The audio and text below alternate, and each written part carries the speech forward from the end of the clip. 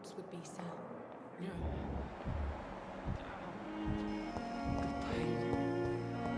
It's here again.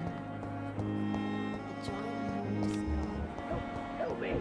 Help!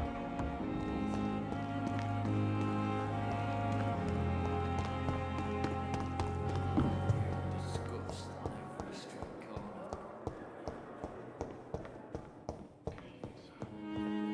My sweet girl. Reads me like a book. I never could keep anything from her. Finally, you've returned, Doctor. Did you find anything of value? Yes, nurse. You've worked your first miracle, Doctor. Now, this patient here needs immediate treatment. Duty calls. When the storm has passed, I'll show you how to mix the remedy yourself with the same basic ingredients. Many thanks, Doctor. When you've finished, you ought to report to Dr. Swansea in his office. He's been looking for you. Seemed pressing. Always knew the words to calm the children, Ellen. As for me... Good evening, Mr. Goswick. How are you? I'm okay. How painful is your throat, Mr. Goswick?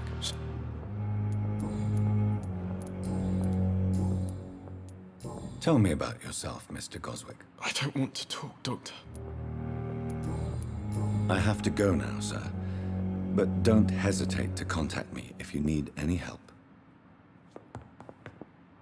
Good evening, Doctor. How is my son doing?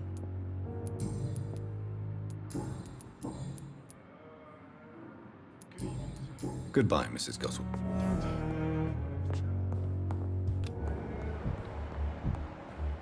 With you at our side, Dr. Reid, I know...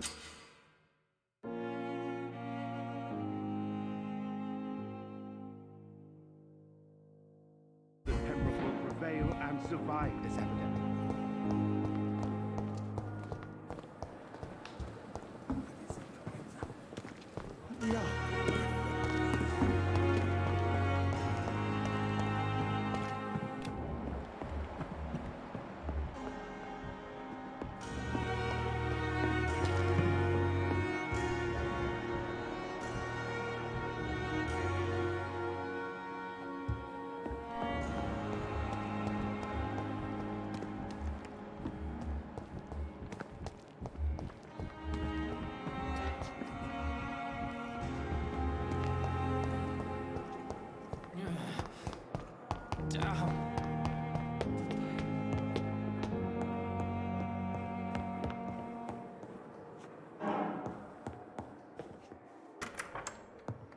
Please, Jonathan, come in. Fascinating, is it not? In the last decade, so many mysteries have been brought to light with our microscopes. The human body, biology's penultimate frontier. The more we explore its boundaries, the less we're able to trace a clear line between life and death. You, my friend, have a foot in both countries. The view must be vertiginous. It's at least as vertiginous as chatting about vampires with you, I would say. This must be all so new to you. This area of town, the hospital, a brand new life. How stimulating it must be. I wish I could share your enthusiasm, Dr. Swansea, but my condition defies scientific categorization. Undead? Unalive? Immortality defies logic. I cannot express my thrill at this serendipitous turn of events. The world's most eminent specialist in blood transfusions, a vampire. One might say a gift from heaven.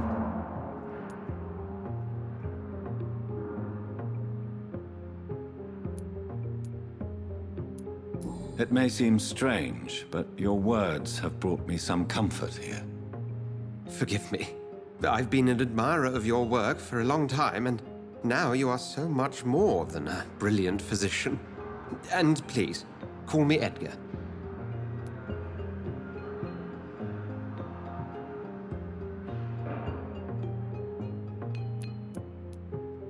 There is no need to apologize, Edgar. You offered me sanctuary when I had none. Very well. I have a task for you, Jonathan. Something that will require all your newfound skills. Please, go on. The Pembroke only survives through the generosity of our benefactors. Unfortunately, our main donor has found herself in a bit of a bind. Now, if you could help her out...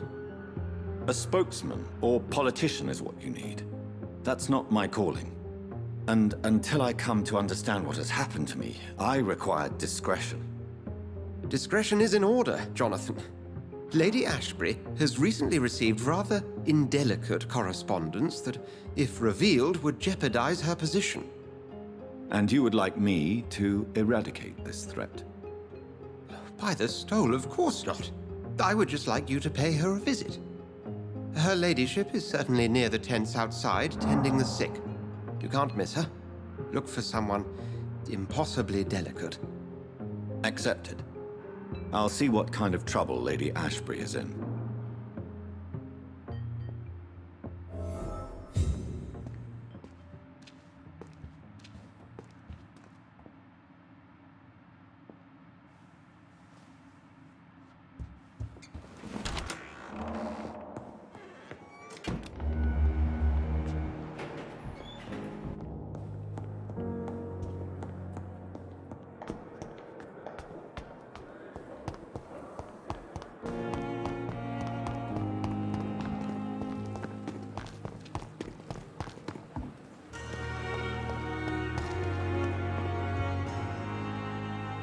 The flu took my dear wife, Emily. I take comfort knowing we'll soon be together again. Mr. Rainfield, that's no way to talk. You're in good hands here, and we'll be up again soon enough.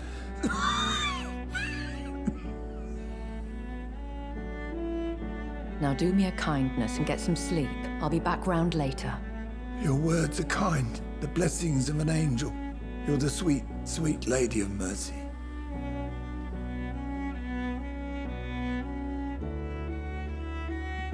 Good evening, Dr. Reid.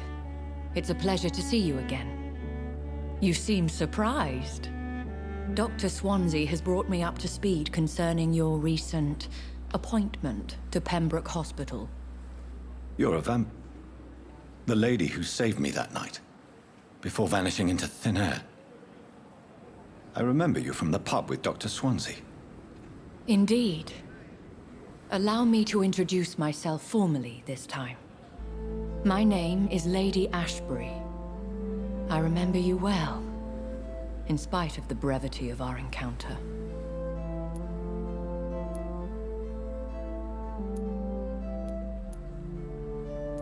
Apologies. You've taken me by surprise. I'm very happy to see you. The pleasure is mine, Doctor. I hope you're more disposed to answer my questions now. You must have countless questions, but our rather urgent matter first. Swansea has explained. My cover, if you prefer, has been compromised. Have any of the patients given you trouble? These poor souls have so little left to live for. I do my best to ease their pain. The world would be a better place if it were cared for by women like you. You make me blush. I am simply a necessary evil. Pardon my boldness, Your Ladyship, but I have questions concerning this condition we share. As a newborn, your hunger for answers is rivaled only by your thirst for blood. But the questions need wait. I'm a scientist. My trade is in the deciphering of mysteries, and I need information to feed my mind. I will gladly answer every question you have, but first, prove yourself capable of resolving my predicament without eating the culprit. Dr. Swansea has commissioned me to be your agent in this matter. You could start by explaining what's amiss. These past insufferable weeks, I've been the victim of extortion. I've made a first payment, but the blackmailer grows greedy. I must refuse his most recent demands. What are your expectations? Please be precise. As As the newly appointed surgeon of this hospital, you are in an excellent position to ask innocent questions and deftly learn the identity of my blackmailer. Who would be so foolish as to threaten you? A kindred spirit. Even if it were the case, and I highly doubt it, a vampire would have asked for something more valuable than money. My suspicions lean toward a patient or their family. If we're dealing with an ordinary criminal, surely you've the means to deal with it yourself, if I may. As immortal tradition doth dictate, all fangs and hypnotic eyes ablaze, the blood would run like a river. That's what I hope to avoid. Violence has a tendency to spiral out of control. Please continue. Every detail is essential. I'm your man. My embarrassment in this matter is eclipsed only by my shame at having put the hospital at risk. The threat from our anonymous scoundrel is clear. A list of dates. My visits coinciding with the dates of suspicious patient deaths due to massive blood loss.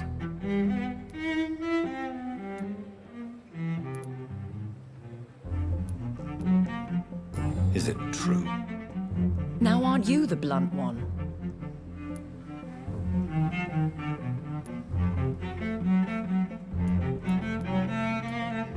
We both are afflicted with a thirst for blood, Lady Ashbury. That is our nature. By vocation, we also have reason to visit the hospital. Logic dictates. In all honesty, I'm not simply a patron to the hospital. My visits serve a dual purpose. Dr. Swansea has been treating my condition with a revolutionary technique of blood transfusion. It seems you are a specialist in the domain. I'll take care of it. Do you know where I should start? If that was the case, I'd settle the matter myself. You could talk to our local gossip, Harriet Jones. Not a pin drops here without her hearing about it. I'll meet that woman now. My life, as others know, is in your hands, Dr. Reid. I'm sure of your discretion, but I do fear your powers of persuasion will be put to the test. When this is resolved, I'll be your obligé. I'll answer all questions in regards of your condition.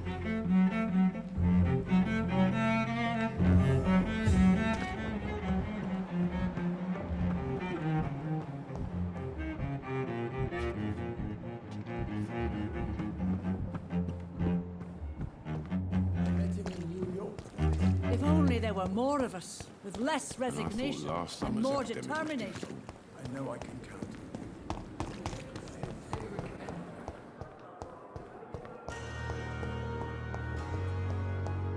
Simpletons, these nurses. Bred with no respect. What? What is this? Who are you? Get out of my room. There's no need for alarm, madam. I'm Dr. Reid, the new surgeon. Preposterous. Dr. Reid, you say? I don't want some bumbling intern. Where's Dr. Swansea?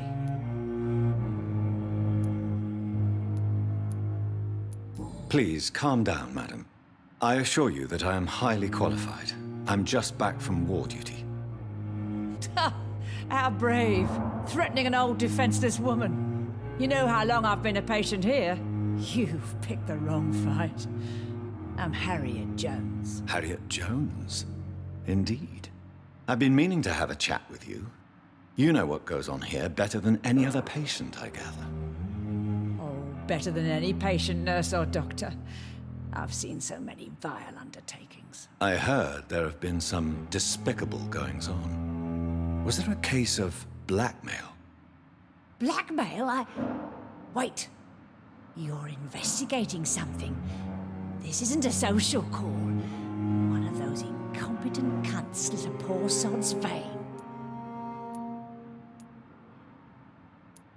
If I didn't know better, Miss Jones, I'd be inclined to say you enjoy this type of idle gossip. God's honest truth, Doctor. It's just the way it is here. Most of these bitches would let you freeze to death before getting you a blanket. I assure you, madam, this is not an investigation into a possible medical error. Debauchery, then? Nurses Crane, Hawkins, Brannigans, whores, all of them. They can't keep their legs shut. I've seen them scratching slutty sores. Really? Well, if you have irrefutable proof, I'll not have the staff behaving in such a manner here. This is your business, Doctor, not mine. But I swear one of the nurses is cavorting with some man on hospital hours. Thank you for your time, Miss Jones. You've given me something to go on. See you on the next round.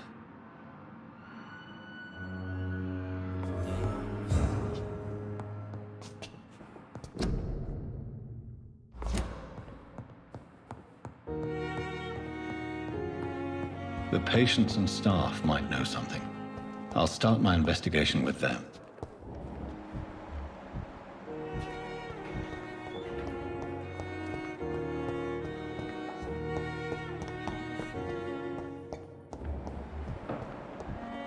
Thelma Howcroft said she was being watched by vampire hunters. Where are they hiding? I should investigate.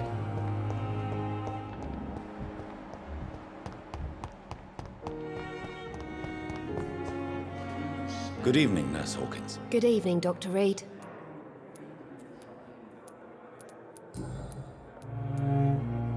Pepper, I know you're very close to Milton Hooks. Yes.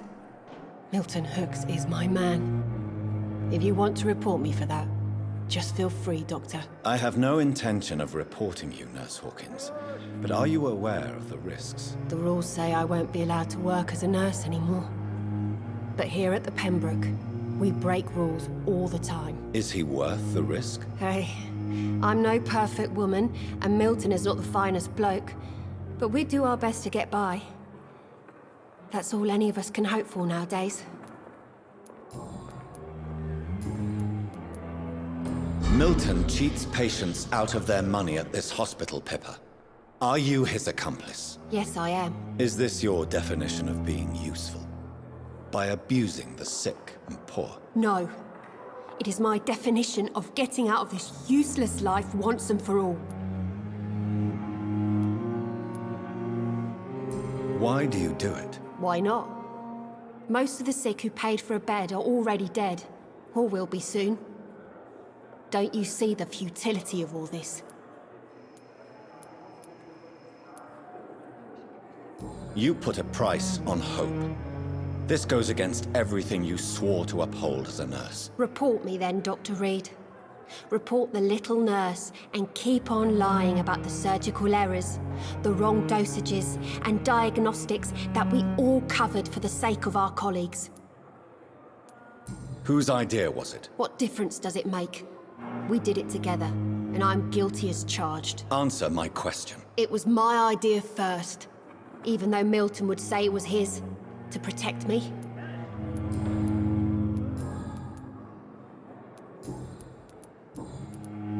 What can you tell me about the strange man visiting one of the nurses during her shift? Let me guess. You spoke with that old shrew, Harriet Jones. Do not pay attention to her, Doctor. She's full of fanciful tales.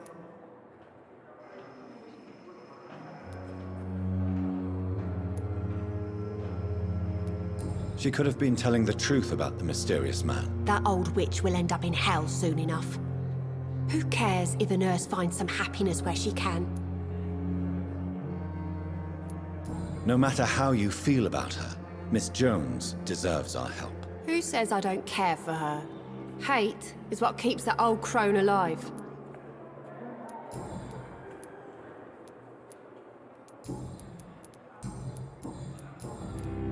What can you tell me about the... Let me guess. Goodbye, Nurse Hawkins.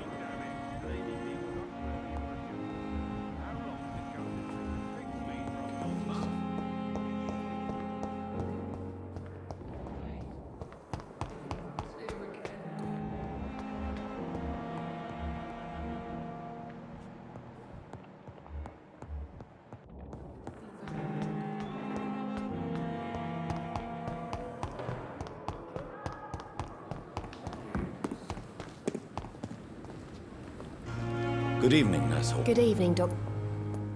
Goodbye, Nurse Hawkins.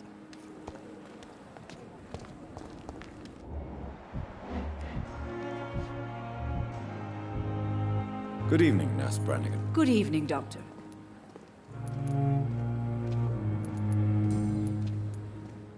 Tell me what Dr. Tippett did.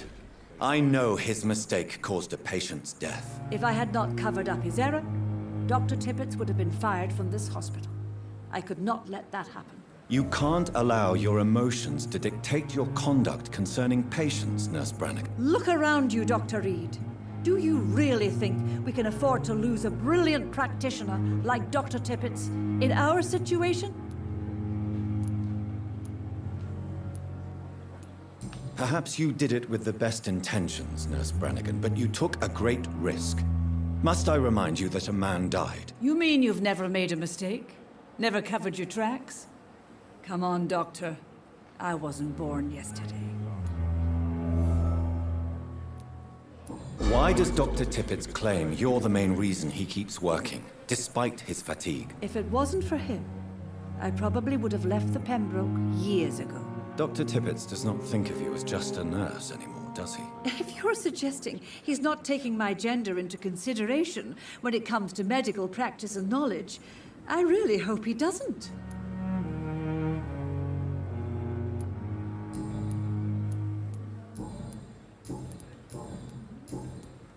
Do you know if any of the hospital staff have criminal backgrounds? The people who work here all come from very different backgrounds, Doctor. Just like the patients. Have you seen a strange man visiting any of the nurses here? I've never heard of such a thing, Doctor. Goodbye, nurse. Call me if you need assistance.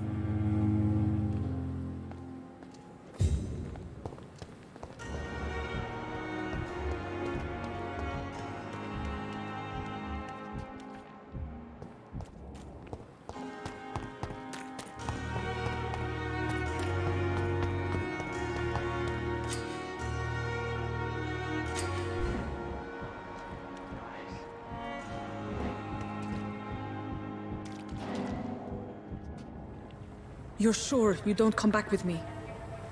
Nah, I have to see someone at the hospital. Be careful. You look so bad they may keep you as a patient. Fuck 'em. I don't like hospitals. Or doctors. Well then, when you go back to Whitechapel, you may find this useful. What is it? A pass for a free medical exam by the best nurse available. Just read it. I don't read well, but thank you, I guess.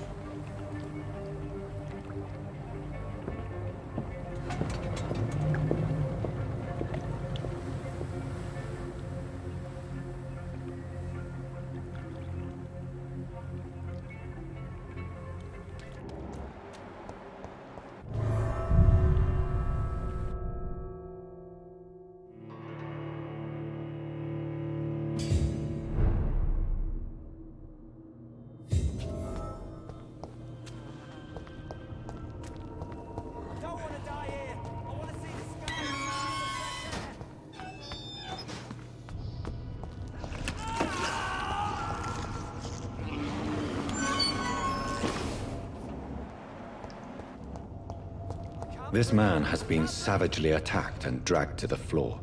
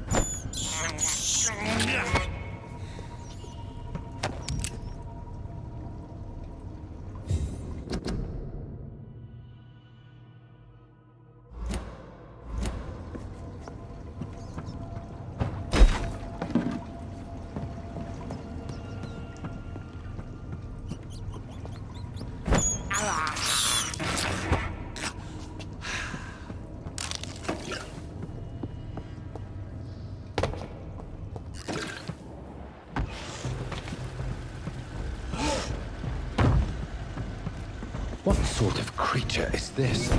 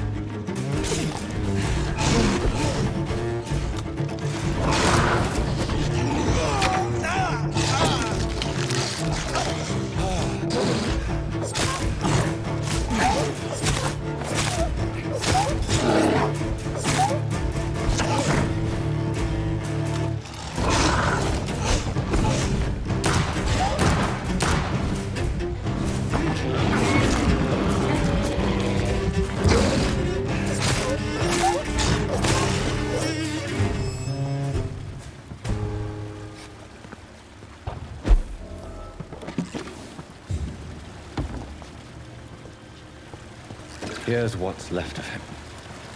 Not a lot to check, but I should anyway.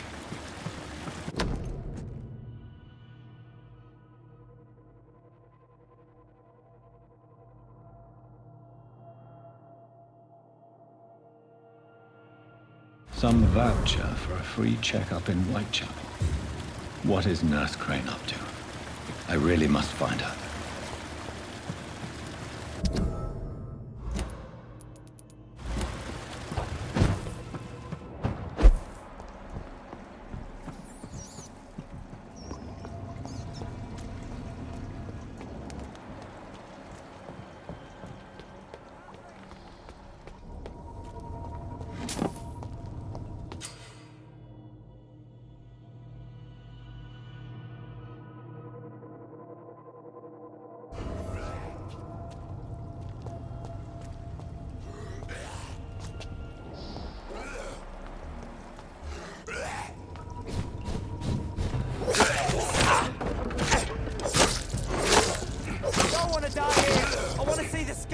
Feel the fresh air!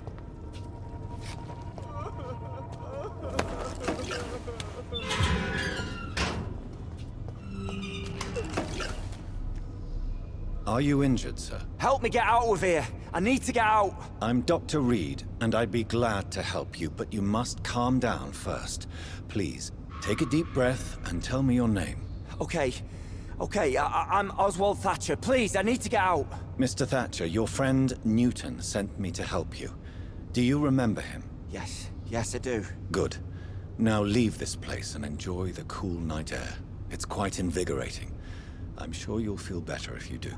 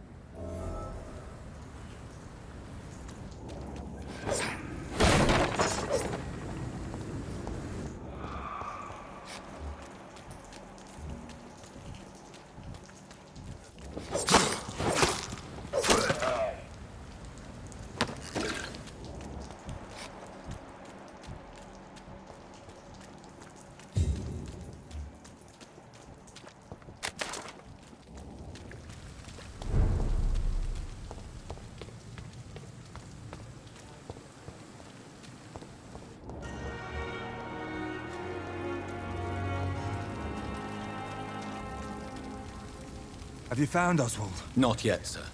I need more information first. All right. What do you want to know?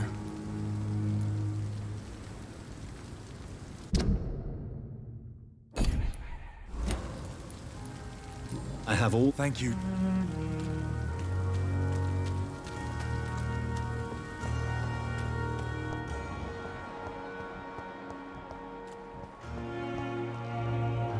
Good evening, Mr. Dr. Reid. Still working at night, I see. I like that. And why is that? People who don't sleep at night always seem more alive to me. More interesting, one way or another.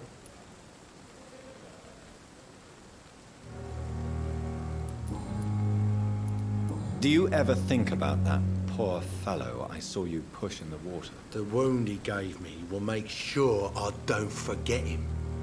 Still fucking hurts. Boss had cut me good. That man was determined to murder you. You almost died. What a surprise. The first time I met him, he nearly shit himself. Fucking coward. I guess revenge gives you balls. What did he want?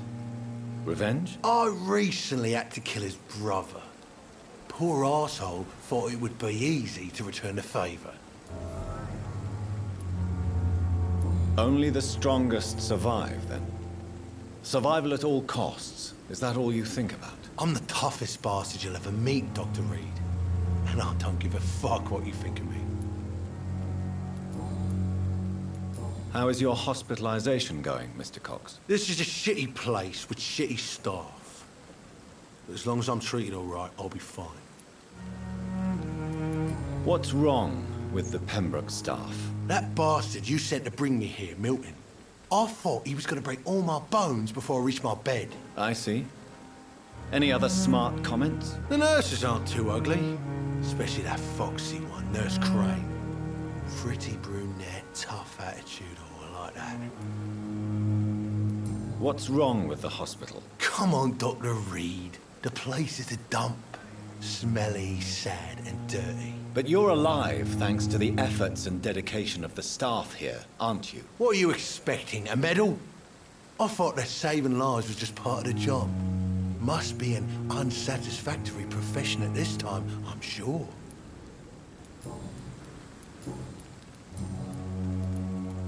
What can you tell me about your marriage, Clay? Marriage is the sweetest cage, they say. Well, I found myself locked in one with a wild animal. You mean your wife keeps you on your toes? No, I mean, we both have claws and we both love to bite. How long do you think you can escape the law, Clay? I know this city like the back of my hand, Doc. I know its streets, who to pay, who to avoid, and who to bully. I won't get caught.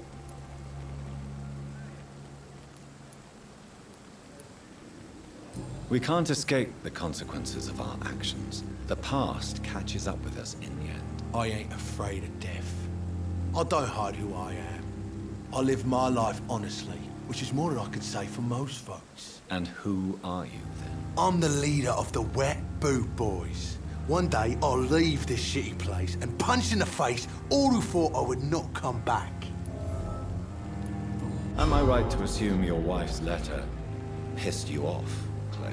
I was so mad, I threw away the knife she got me when we got married. Your wife gave you a knife as a wedding present. That knife has always been my lucky charm. If I'd had it in my hand when I got stabbed on that pier, I'd not have been wounded. Do you want it back? I don't need it here, but if you'd be kind enough to bring it to me, I'd be really grateful. A grateful Clay Cox? I might just find your knife and bring it back to you to see that happen. I can give you directions, but I'd be surprised if you managed to find it. My hideout isn't meant to be found easily. A lucky charm. I never would have taken you as the superstitious type. We all have our flaws, Doc. Mine's to have my weapon of choice for when the really dirty business comes around.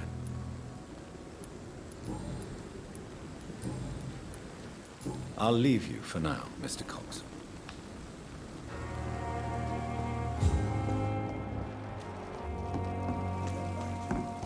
Surely I can endure another night.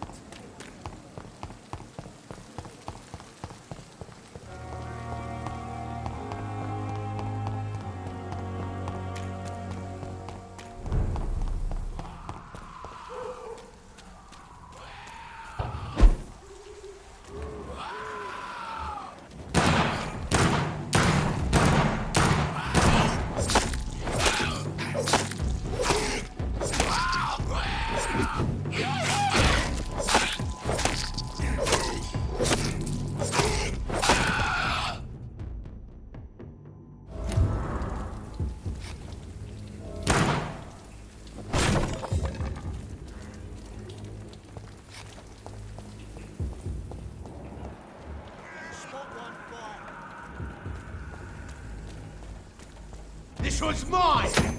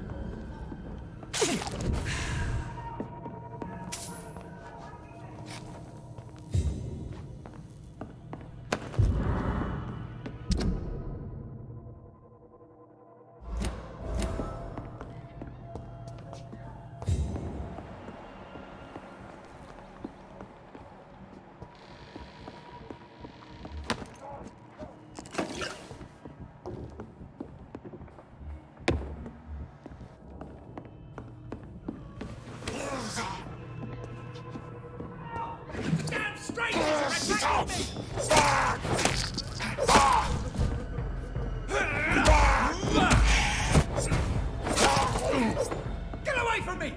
Don't touch me with your disgusting hands!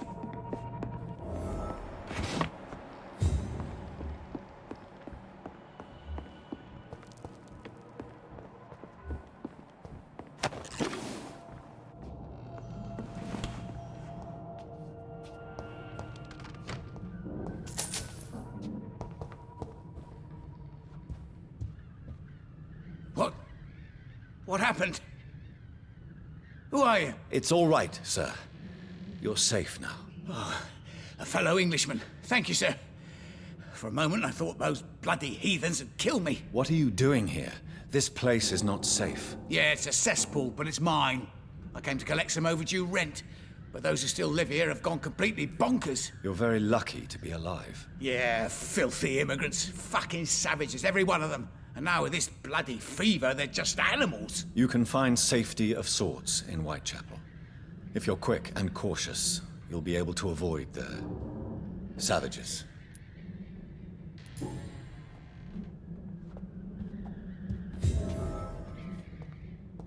You had better return to White... Safety isn't real...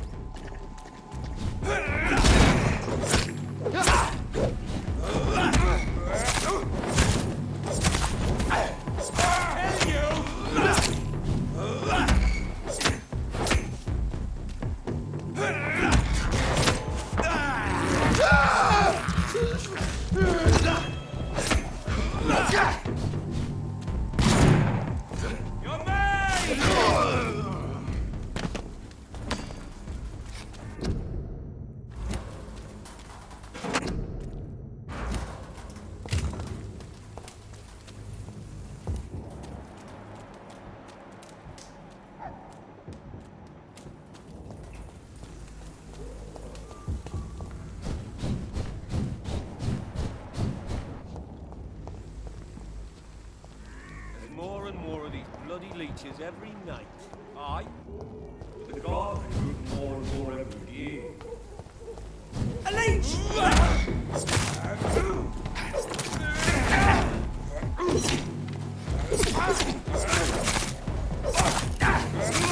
Watch it! It's a killer!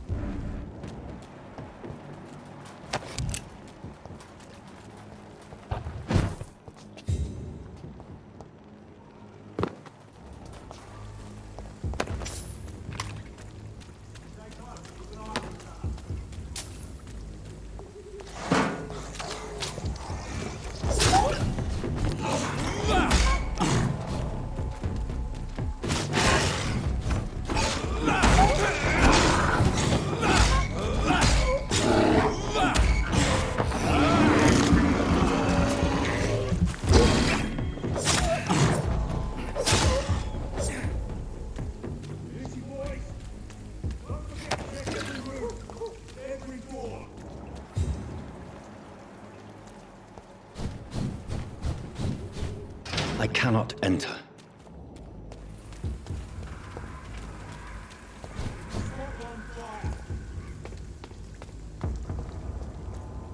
He's mine!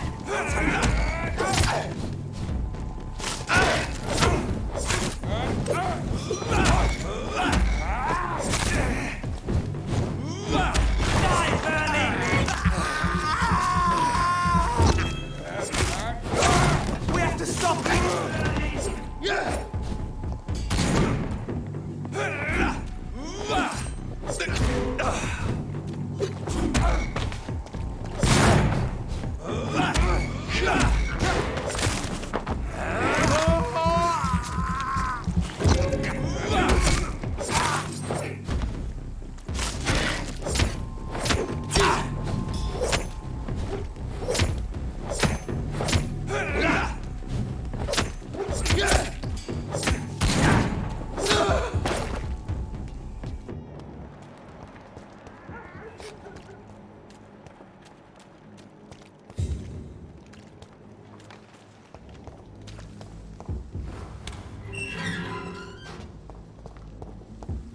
Whitechapel.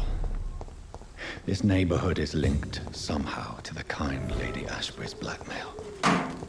First, let's find this Petrescu fellow.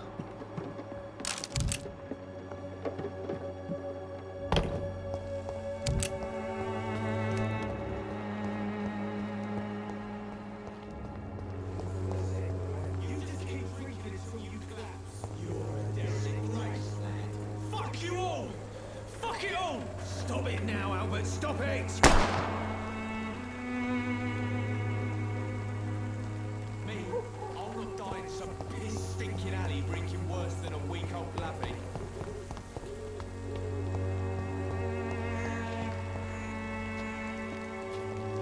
What? Shooting a boy in the middle of the street. Not the best thing to do, wouldn't you say? What? You saw what happened? Who are you? I'm Dr. Reid, and I'd like to ask you a few questions, if you promise me to set your gun aside. No. Look, I'm not a violent man. I'm Benjamin Palmer, doctor. And no one can help me. Not even you. I have found a very interesting letter. Your son planned to prove his worth to the gang by stealing your medicine. Oh, I see. So the little bugger thought he could use his dad to build a reputation. The gang's recruiter was dead when I found him. Perhaps you should take better care of your son. I love my Albert, sir. Believe me. It's just... well, I'm an arsehole, I suppose. Anyway, thanks for the letter. This is for your trouble. Do you know Nurse Dorothy Crane from the Pembroke Hospital?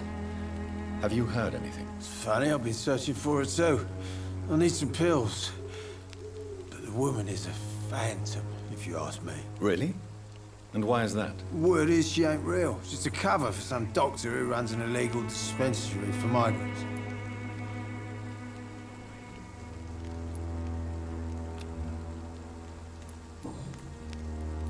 What can you tell me about this place? Nothing to say, really.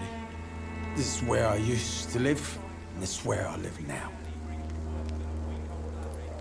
You don't have anywhere to go? No family that would welcome you? Not since the death of my wife, Albert's mother. She was sick, you see.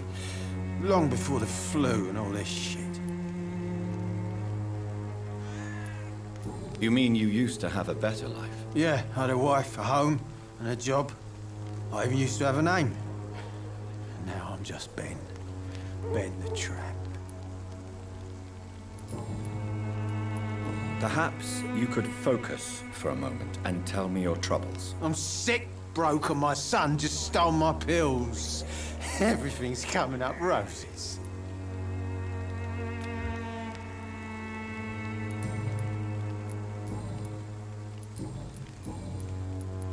Whatever the boy did, I'm sure he didn't deserve a public execution. I swear I didn't want to hit him. It's just that I'm sick in the head, you see, and the boy just frayed me last nerve. A gun, alcohol, and a bad temper make a terrible cocktail, sir. Goodbye for now.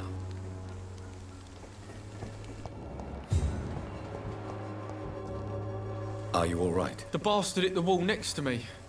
I don't even know if he meant to miss. If you've been hurt, I can help you. I'm a doctor. Name's Albert. Remember it. Now bugger off. Do you know Nurse Dorothy Crane from the Pembroke Hospital? If you know anything about her, I'd appreciate it. Never heard of her. She's pretty, I'll keep an eye out. What happened? Did you really steal that man's medication? Hey, I didn't do anything, it ain't me.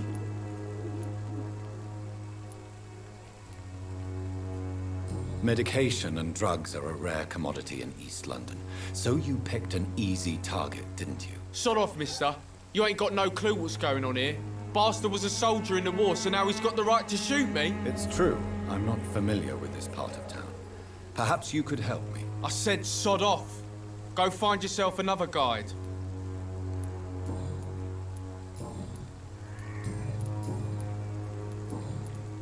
Do you know... Never.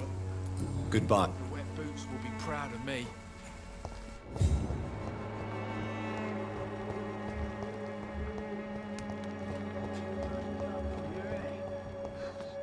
Drugs, sick and suffering. Good evening, miss. Good evening, sir. Are you interested in a miraculous cure for this unknown and deadly epidemic? Actually, I am. Then you have come to the right place. The famous Swanborough cordial is all you need to help keep you in perfect health. Oh, really? Why didn't I hear about it during my studies? I'm Jonathan Reid, by the way. Dr. Jonathan Reid.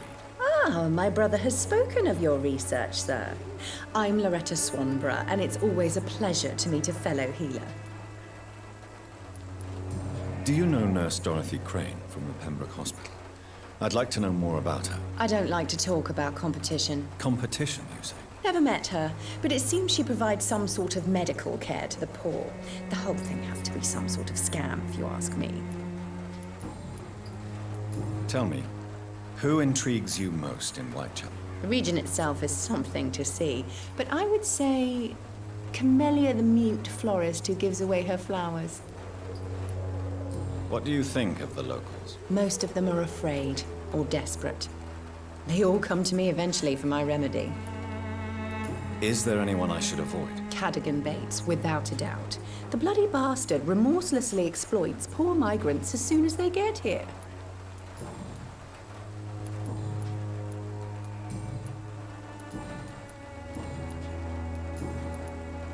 I'd like to see what kind of medicine you're selling.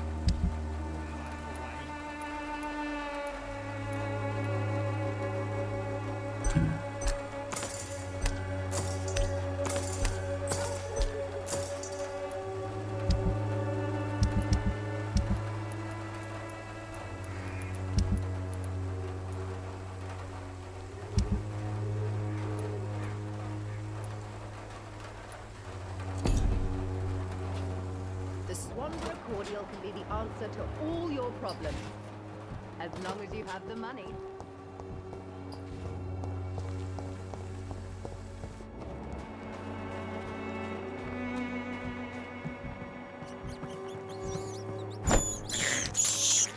I can't believe I'm doing this.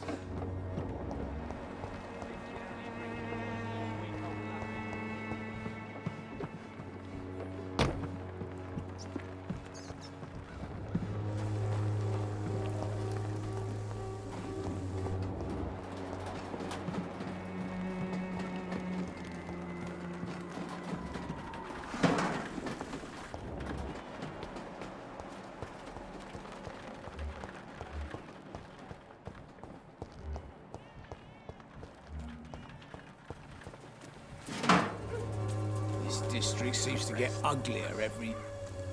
Good evening, sir. If you're here for a reward, you'll be sorely disappointed. But I'll gladly shake the hand of a fellow countryman. I'm not here for a bounty. I'm a doctor. Dr. Reid from the Pembroke. A doctor? In Whitechapel? What an opportunity. My name's Bates. Cadogan Bates. Do you require assistance, Mr. Bates? Not me, but your skills could help a lot of people round here. That would help my business, because I say a live tenant's a paying tenant. It's unusual to see someone so happy around here, especially considering the current situation. Why should I be sad now? There've always been wars, disease, tragedy. There always will be. That's an unusual way of seeing things in these trying times. I don't see why I should shed a tear for another man's woes. I'm healthy, and I intend to stay so. What help could I possibly be to your business? That's simple. I already get good money from all those fleeing the war. Can you imagine what they'd be willing to pay if I could offer medical assistance too? Mr. Bates, do not make me regret saving your life in this quarantine zone. I understand, Dr. Reid, you're from a good family. Don't want to get your hands dirty. That's fine. I'll be happy to act as your middleman.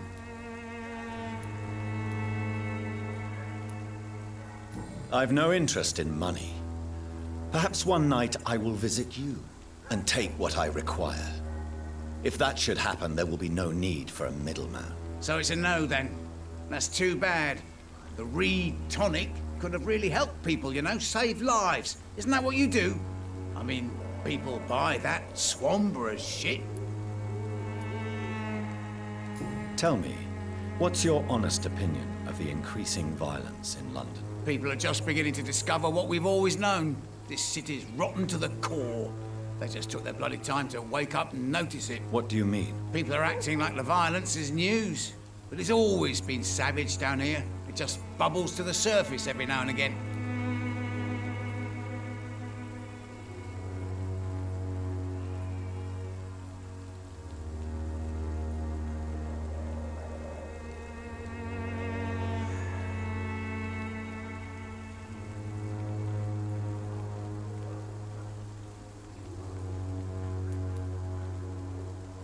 What is your business, exactly? I offer fair lodgings for a modest price to the poor and weary of Whitechapel. I see. And what about those who cannot pay? Well, deals can be done, if you know what I mean. Money's not the only currency. After all, I'm not immune to a pretty face.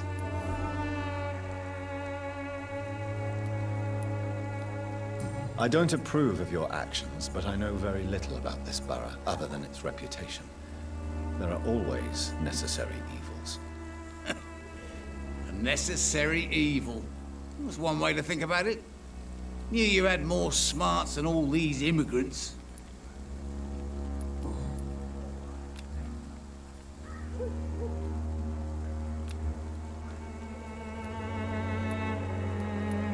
I'm looking for Dorothy Crane. She's a nurse. What can you tell me about her? Dorothy Crane, bless her soul. I really should thank her someday. Has she treated you? No. When I need a checkup, I'd go to a bloody doctor, not some back alley clinic full of sick foreigners. Tell me truthfully, why are you so thankful? By keeping my tenants alive, she's making me a rich man. Every month they live, it's more coin in my pocket.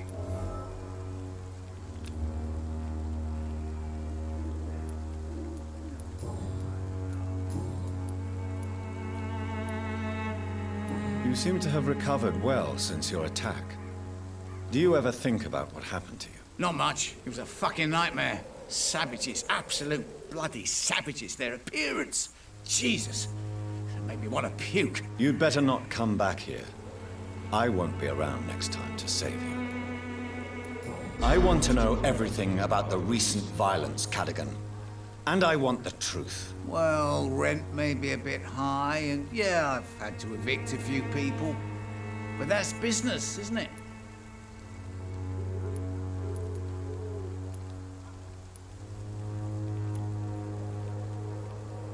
I don't believe even you deserve such a cruel fate, though you have tested my patience beyond its limit. Glad to hear.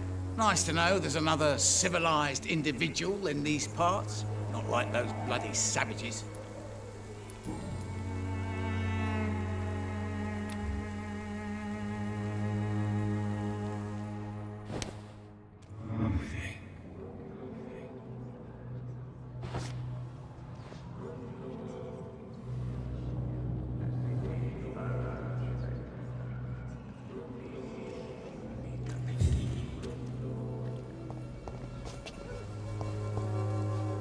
Mr. Bates. Evening.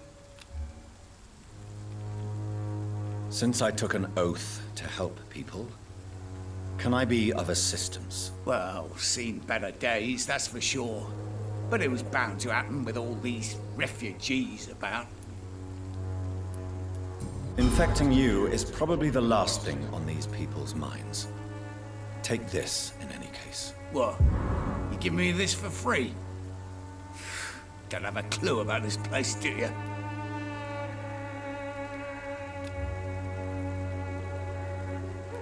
Goodbye, Mr. Bates.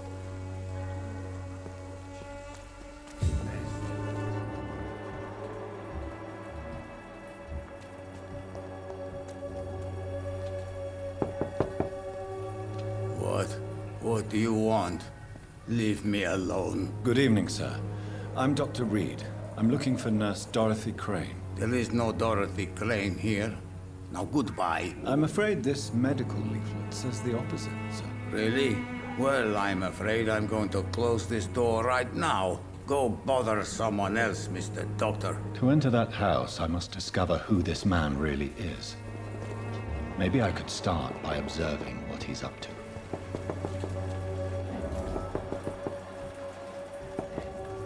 Mr. Bates. Evening. Good.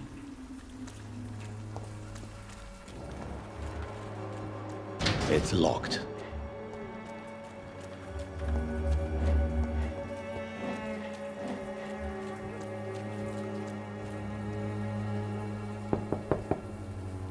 Nobody at home.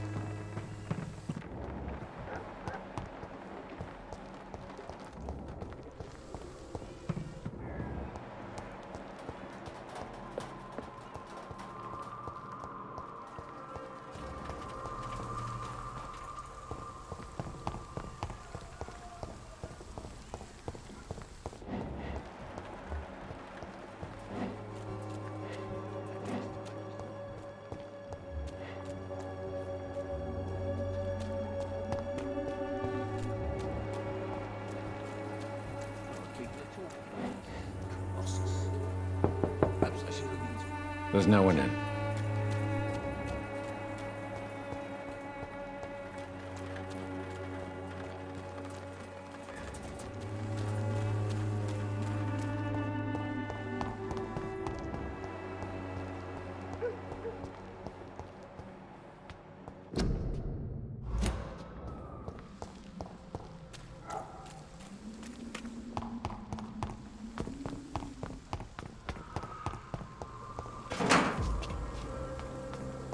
No civilians allowed, sir.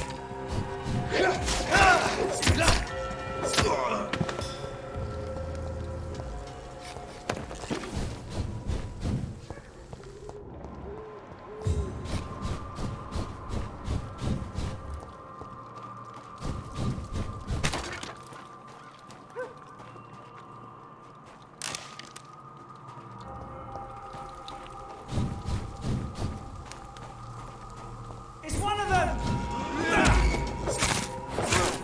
There's one of them!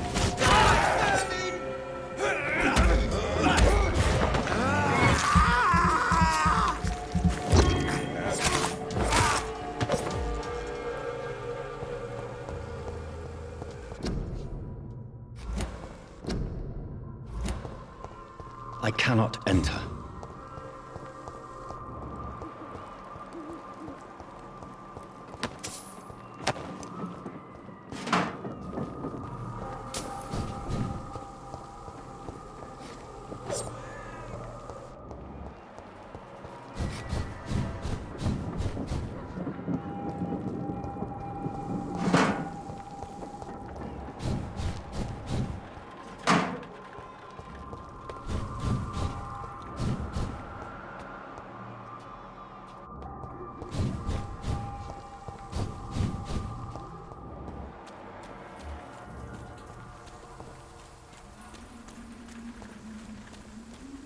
It's locked, all right.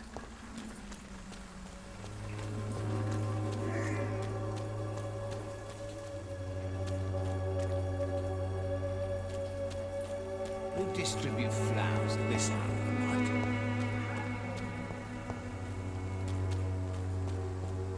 This district seems to get uglier every year.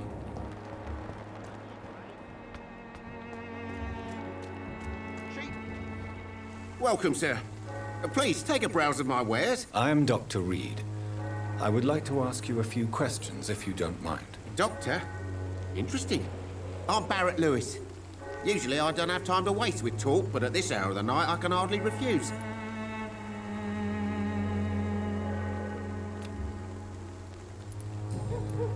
How is business around here? Business? I have no business. Between this racket, theft, and customers getting scared, I'm losing money every day. I see. Sounds like you blame someone in particular for your situation. It's no secret Joe Peterson spends his time harassing merchants. But with me, he's trying to put me out of business once and for all. As a merchant, you see Whitechapel every day. Have you noticed anything out of the ordinary recently? What you mean besides the epidemic, the war, and all the usual crap? As long as I can remember, this part of town has been a bottomless pit, and no sign of the bottom yet. Violence is increasing in the borough. Yeah. A few nights ago, some blokes jumped me. Came out of one of the condemned workshops. Fever, madness, something like that. Where did this happen? Why did you go there? In the closed workshops nearby. I worked there as an apprentice in better days. Now I only go to find trinkets or tools. Too bad I was mugged, though. There was good money in that little box of loot I lost. Have you been hurt? No, but that's only because I ran like hell. Those men were raving lunatics, I tell you. Not even able to speak anymore, just screaming.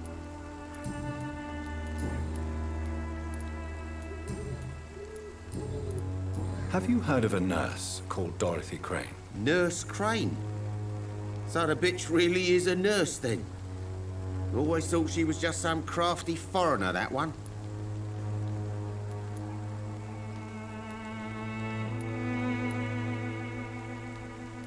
Yes, she's a nurse, and quite a good one. What did she do to gain such notoriety? Dorothy Crane ain't even a real name. Something like Dorothea Craniu. Something like that. Came to England fleeing the war, I was told. That doesn't explain why she irritates you so much. Your precious Nurse Crane gives away medical supplies and prescriptions for free. I offered to sell it for a fair cut, but no. Miss Crane wanted to play the quiet saint.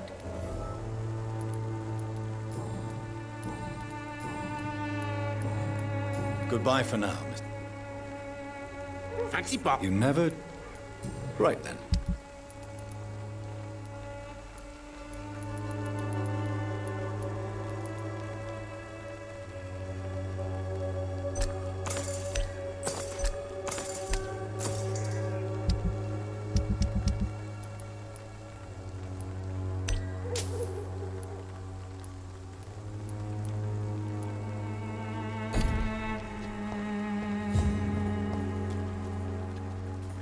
Excuse me, sir.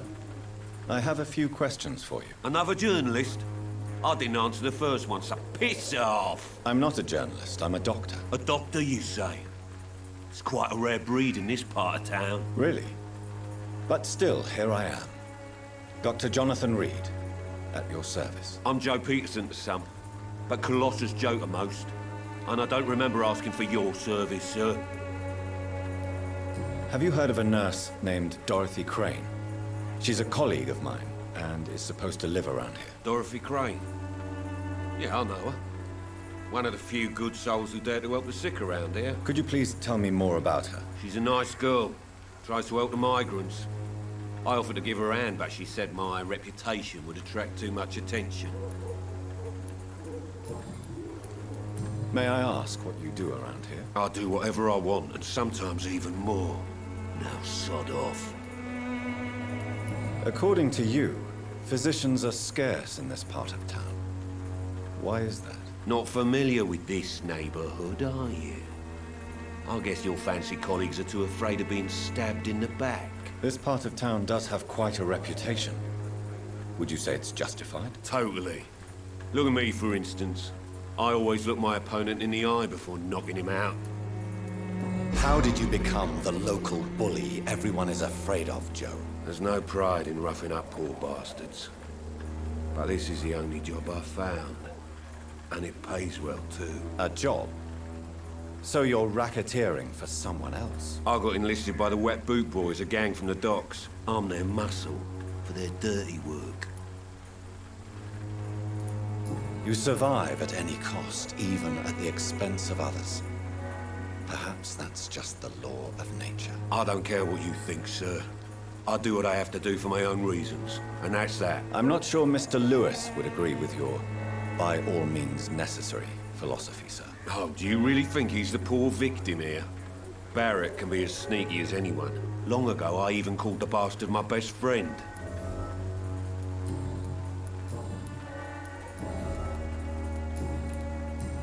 Goodbye, Mr. Peterson.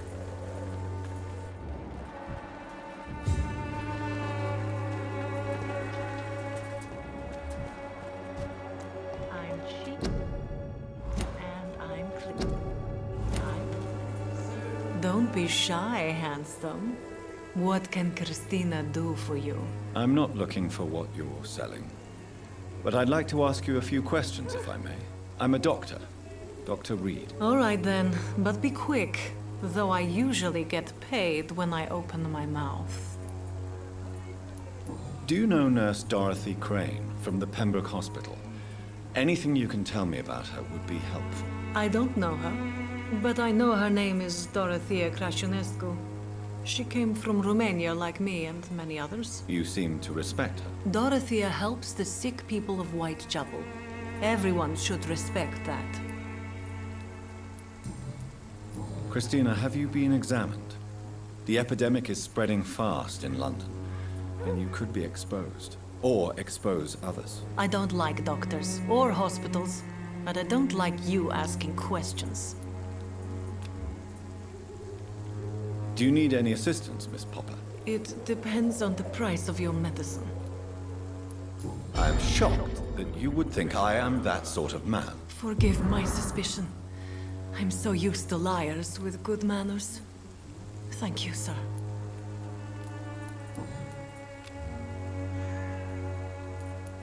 Tell me about yourself. Are you joking with me? People don't usually come to see me for conversation. I have no interest in your work. I am, however, curious as to what led you into this career. Short story. The war, exile, and England. This country is not especially welcoming. I've been refused many jobs because of where I am from. I had few options left.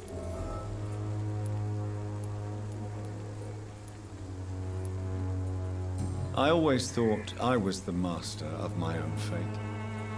But now I know we don't always have control over our lives. I don't judge you. You know, this money is not only for me. I have good reasons to need this money quickly, but it is not your concern, Doctor.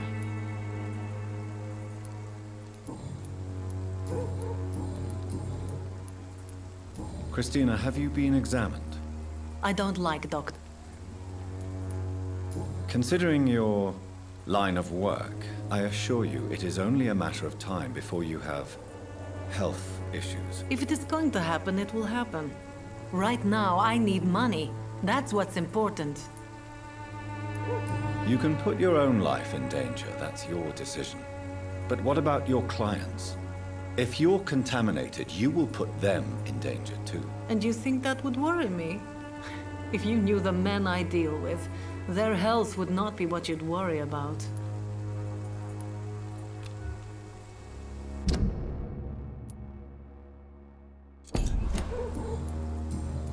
Goodbye, miss.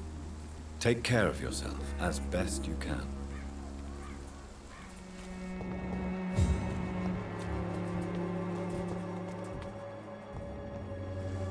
Forgive my interruption. Do not apologize, my son.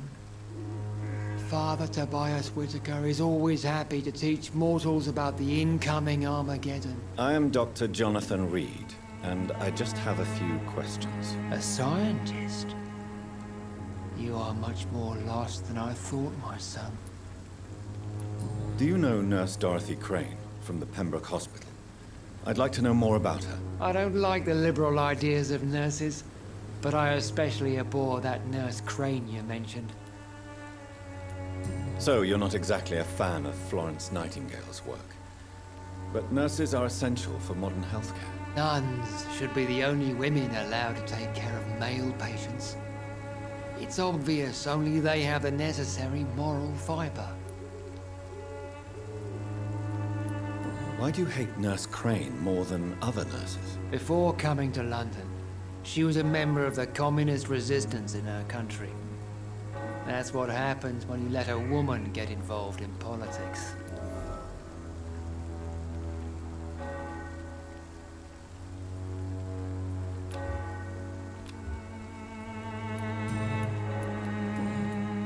What do you mean when you say that I am more lost than you thought? All scientists are entangled in a world of causes and consequences. And most of them can't see the plain truth. Quite a judgmental opinion, if you ask me. But what do I know? Blinded by science as I am. But you are seeking answers, aren't you? Answers about the Armageddon about to strike the city. Answers about the hidden truth.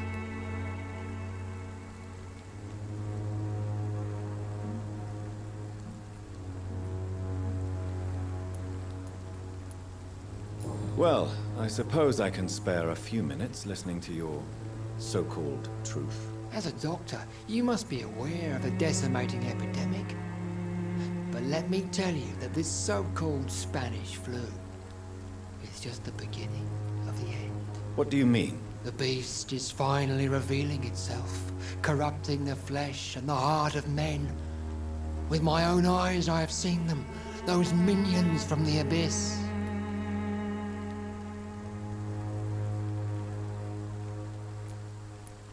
Really? And what would be your answer to this biblical threat? We must fight the disease before this legion outnumbers us. But not with scalpels and microscopes. No. What is left then? Cleansing fire.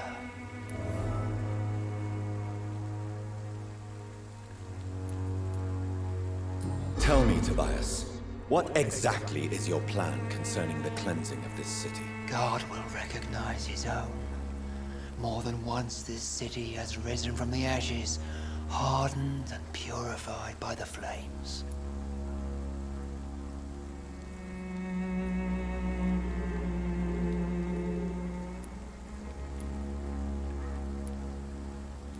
Fire is just the instinctive answer of a caveman facing something he does not understand. This is the 20th century. Your lack of faith is predictable. But my task is to convince rational minds like yours to see the light. This is God's will. You're mad and dangerous. You're nothing but a soulless butcher. A small-time Torquemada. The Savonarola of Whitechapel. My son, if you think salvation is a free gift, go listen to the lies of that pompous fool, Joseph. Joseph a fool? Vicar Larrabee of St. Mary's Church. While he continues preaching his fraudulent redemption, more and more people die in the streets. What do you mean when you say that I am more lost than you thought? All scientists are entangled in a world of causes and consequences, and most of them can't see the plain truth. Quite a judgmental opinion, if you ask me. But what do I know? Blinded by science as I am. But you are seeking answers, aren't you? Answers about the Armageddon about to strike the city. Answers about the hidden truth.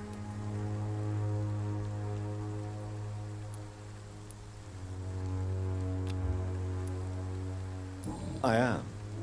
But the answers I seek are based on facts, not superstition. What do you mean when you... All quite a... Well, what... I...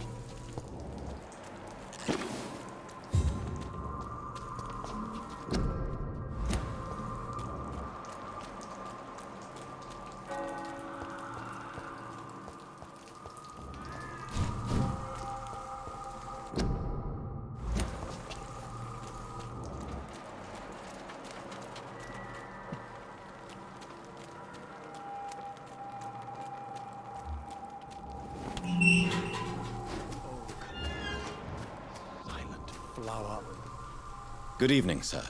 I'm Dr. Reid. I would like to ask you a few questions. Please be my guest.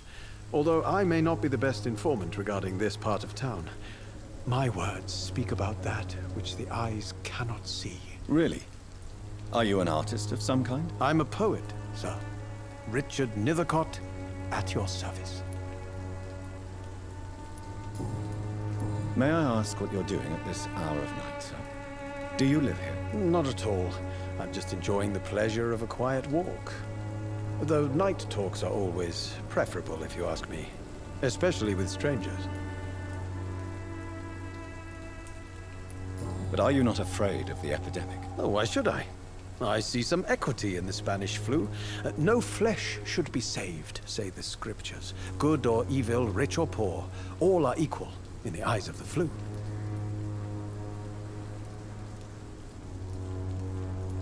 If you say so. But as a physician in a time of epidemic, I must caution you to avoid unnecessary exposure, sir. Thank you, Doctor. But we both know the seeker of truth has to go boldly where the weak dare not.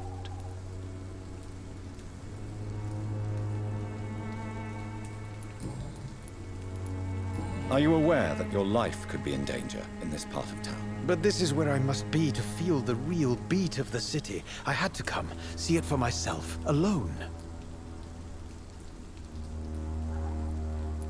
I understand your need for solitude, but it's not safe around here. I don't care. I don't have many friends, Doctor, and my family despises me.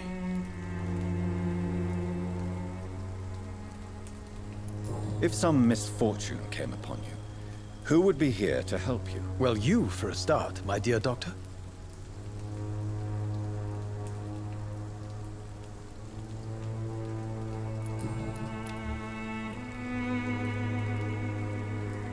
What are your thoughts on the terrible situation in this city? Terrible, you say? No.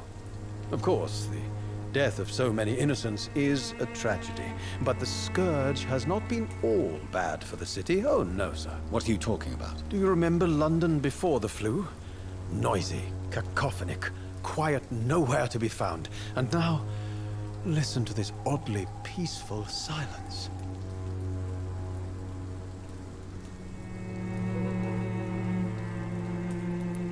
Yes. The enjoyable silence of the grave. You have a unique perspective on the situation, I must admit. Most people fail to understand my perspective. I don't blame them. But how could I call myself a poet if I veiled my feelings? Tell me, Mr. Nethercott, why seek inspiration in Whitechapel? The place is not beautiful per se, but how to explain it? Stirring and challenging. Do you not think it a little morbid? On the contrary, sir. Whitechapel is full of life, full of beauty. Just like my dear muse, the wonderful Camellia. What can you tell me about Camellia? Not much, and that's the beauty of it. She can't speak, you know. She's a locked mystery who exhales kindness and sweetness.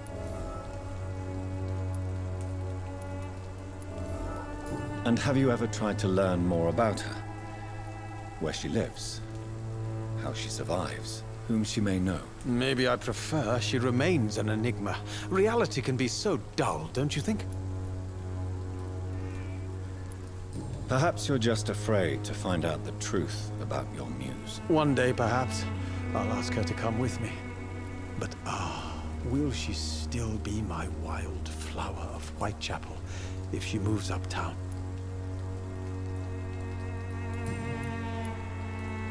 In what way, exactly? The struggle by gaslight, the barren smiles, and the added hunger under the rain. If you say so. Such vibrant antagonism and vivid paradox. The stripped humanity raged across each street. Vivid, of course, yes. And what about the poignant distress? Oh yes, the poignant distress. You see what I mean, don't you? That's what I want to write about, and that's what Whitechapel is made of.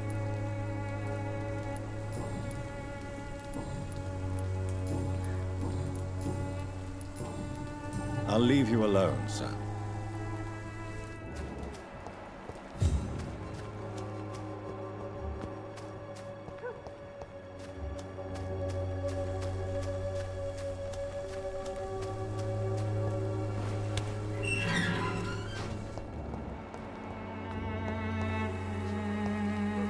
Good evening, miss. I'm Dr. Reid. I'd like to ask you a few questions. I know what you're thinking. A tall stranger who meets a girl in the street at night. It reeks of the penny dreadfuls. But I mean you no harm, truly.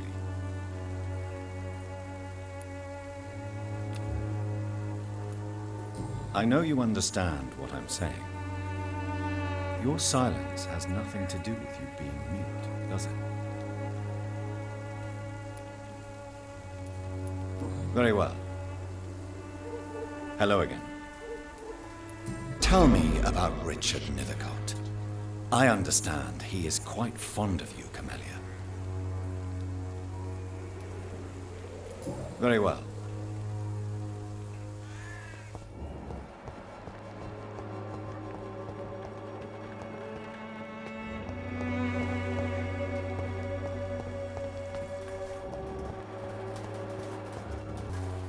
Hello again, miss. Camellia, I know you work for Dorothy Crane. Please tell me about her secret dispensary. A stubborn and mute comrade. Nurse Crane and Darius Petrescu have been clever. Very well. Goodbye then.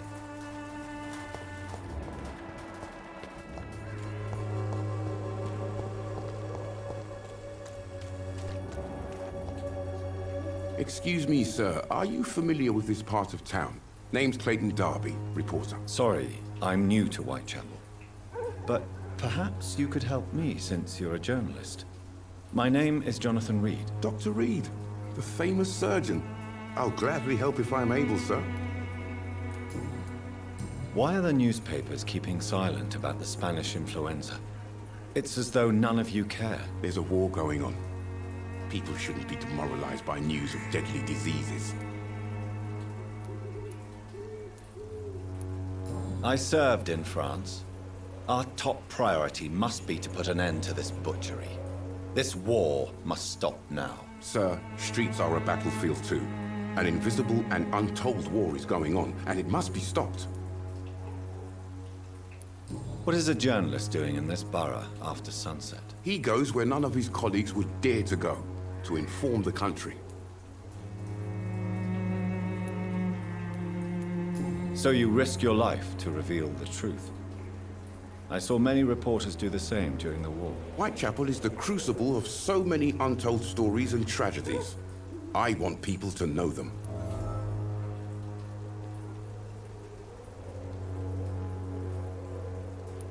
That's quite honorable of you.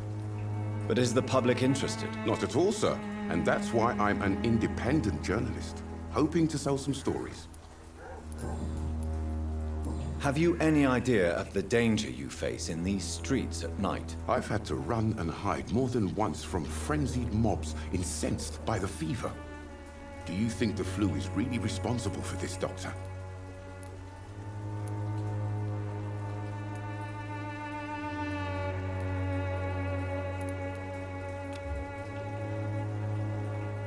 Do you need assistance? That would be nice of you, Doctor.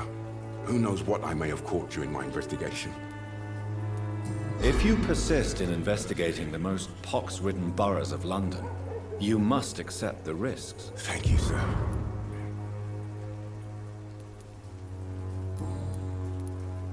Have you any idea of the danger you face in these streets at night? I've had to run and hide more than once from frenzied mobs incensed by the fever.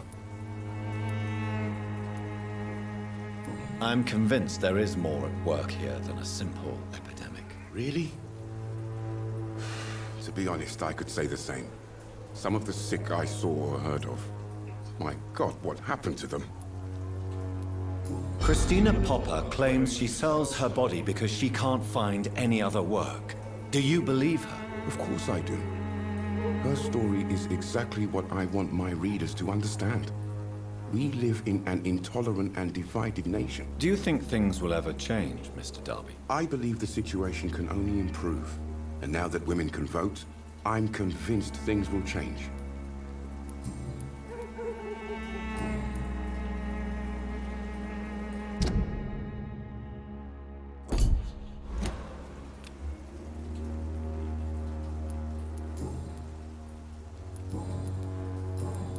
Goodbye, Mr. Darby. Farewell.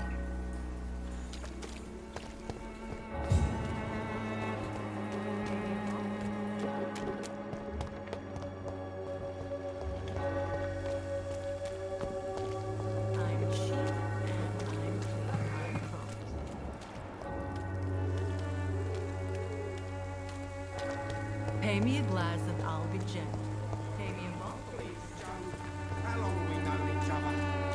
We even used to be neighbours, for Christ's sake. I prefer not to give you another beat. Maybe it's time to see if this Christina...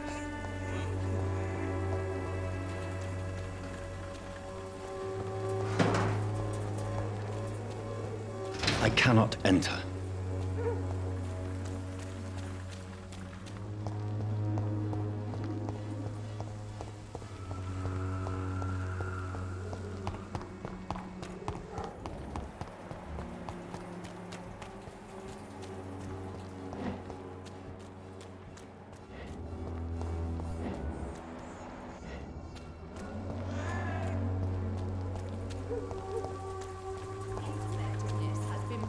By many. Even the flu is no match for the Swanborough cordial.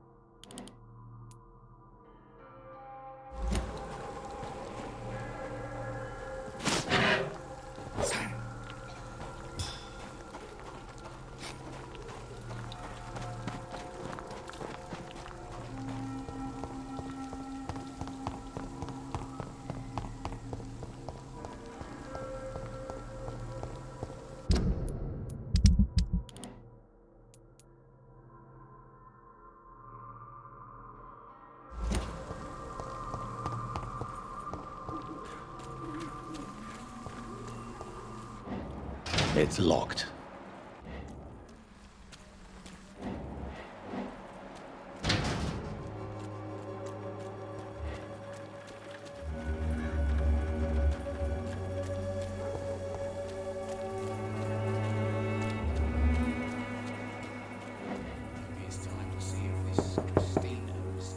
I will return later.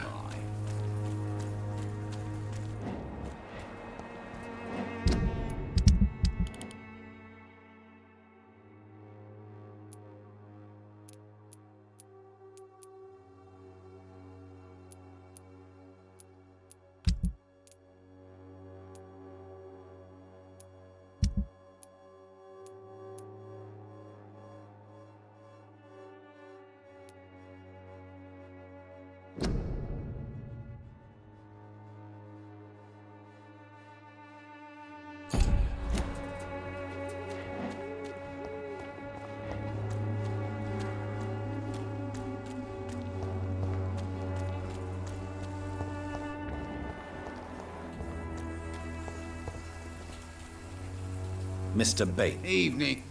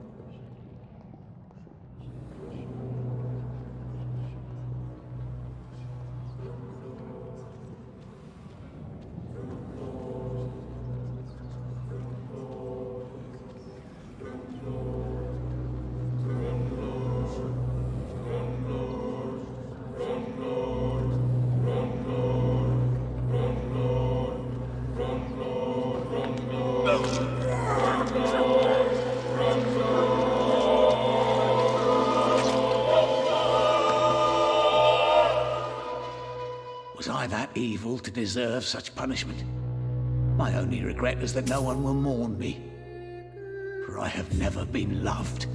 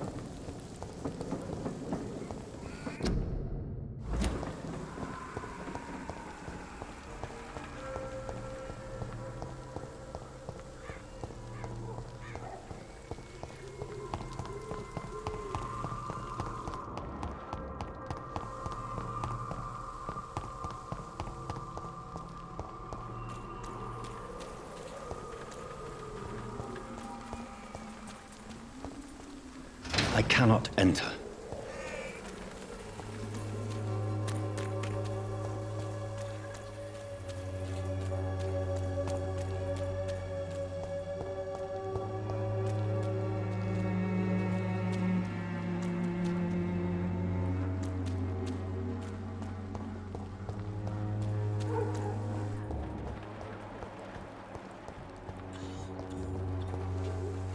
Good evening.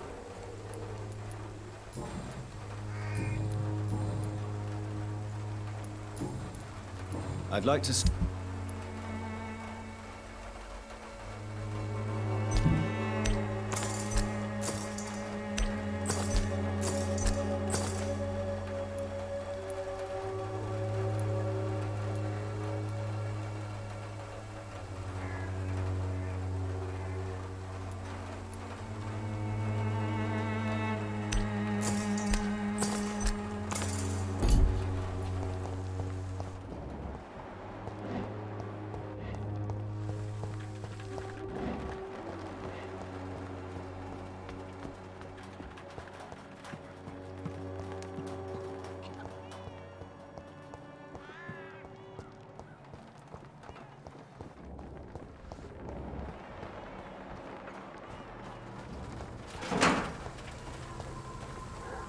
It's locked.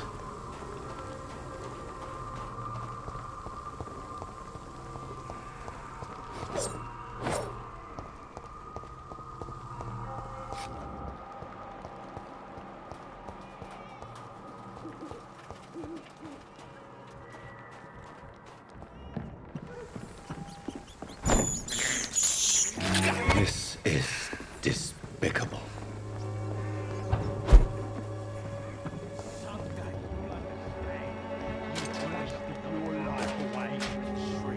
Good evening, lady. I'm afraid...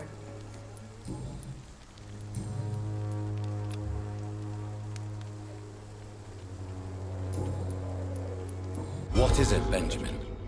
It was the war, wasn't it? Your nerves are shot. The doctors called me a liar. A coward. Put me in a straitjacket, locked me up. Finally, they sent me back to the front lines with a handful of tablets. It's a pity that doctors still practice such barbaric methods. It's a dishonor to our profession. Now only the pills stop me thinking about this shit. To not hear the explosions. I'm even scared of the dark these days.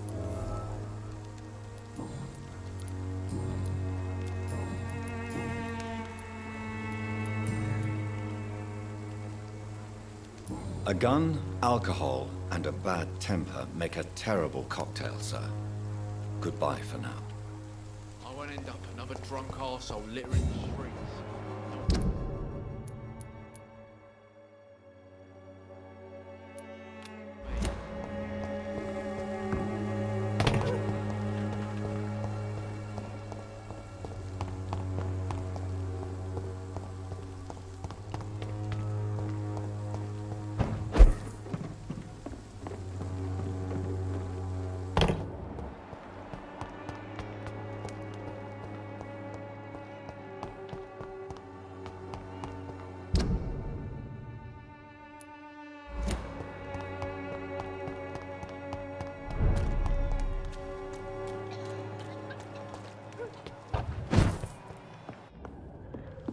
It's locked, all right.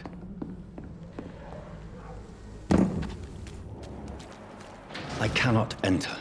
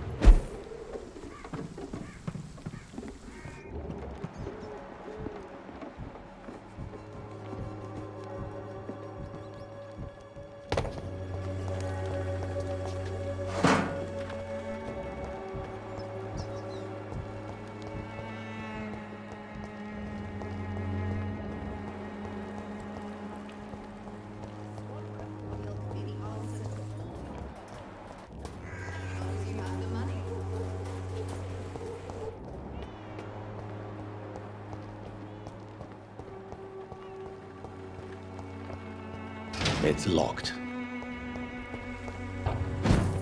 The wet boots will be proud of me. How are you, boy? I'm not your boy, all right? Now piss off. Do you need assistance? Please. Feeling tired these days. There you go. Let's hope nobody steals it from you. Very funny.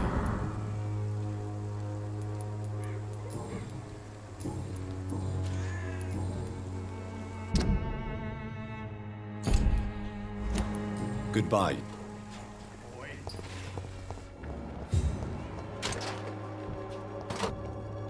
Good evening. You don't seem well, Benjamin. Do you need any help? I always feel ill, sir. It's like I'm never right.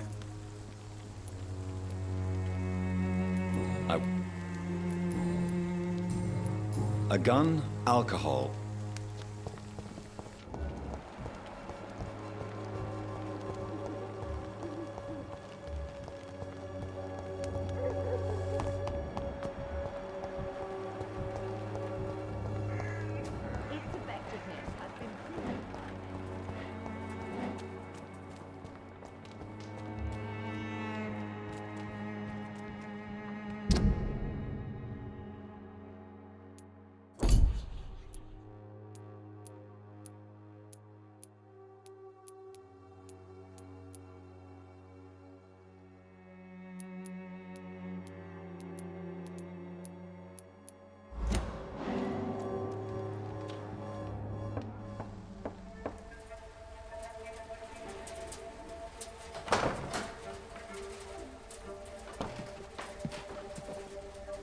A strange man was at the door with a pass for our medical facility. I refused him entry. Darius, how could you know he didn't need our help? His clothes were too finely tailored to be for Whitechapel. Perhaps just a friend of that stray poet who is always about. Richard Nethercott? No, not of the same cloth, this man. I suspect some machination from that journalist. Clayton Darby. Is he still asking questions? Yes. I saw him drifting around St. Mary's Church. I swear he is tracking me just downwind.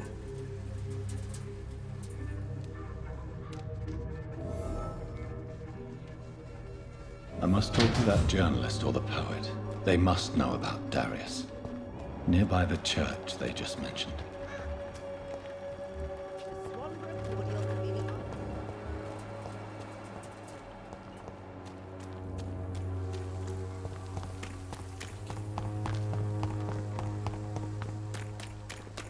Joe, please, I don't have your money. Come on, Barrett, you know the You again? What do you want this? Can I offer you my medical expertise, Mr. Peters? Keep your medicines for others. There is a thin line between pride and stupidity, sir. Please take this medication. You'll feel better. All right. I'll take it then. It's not like I don't appreciate the gesture. Goodbye, Mr. Peters.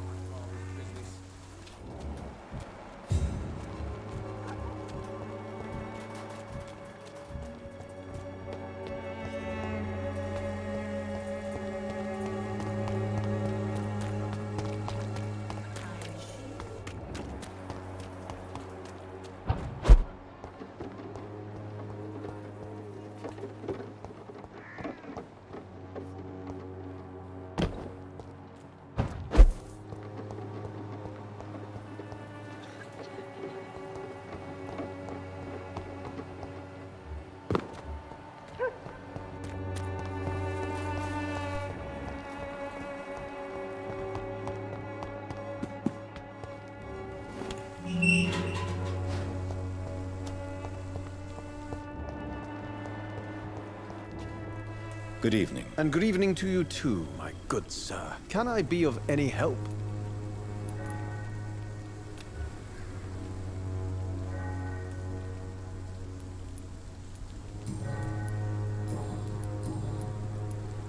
Did you know the mute florist is a member of a secret society? No, I didn't. But I thank you for this information, sir. For it only enriches the mystery surrounding the precious camellia.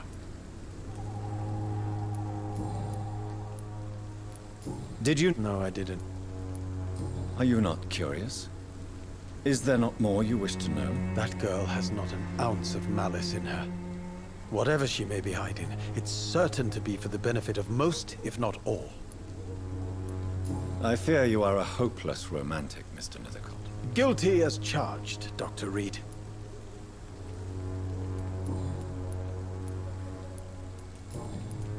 May I ask you a few questions about the district? Extraordinary part of town, is it not? I'll be glad to help you, if I can. I'm looking for Dorothy Crane, a nurse who lives in this vicinity. Dorothy Crane. Oh, I love the name. The Crane of Whitechapel. Sounds very mysterious. But, sorry, no, never heard of her. What can you tell me about an old man called Darius? Darius Petrescu? Yes, I know him. At first, I thought he was only a small publisher.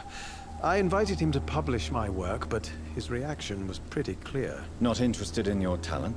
Darius is an old political activist who takes delight in printing tracts and lampoons. Those communist activities only require mediocre writing skills.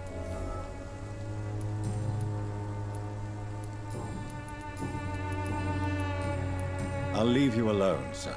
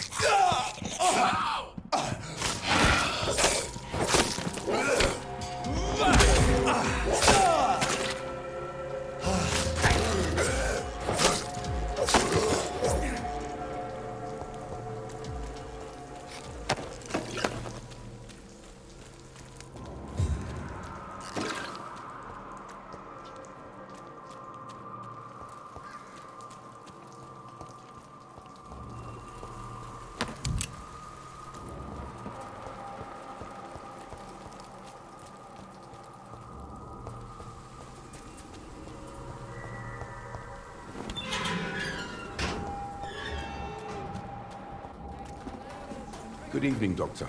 Can I help you?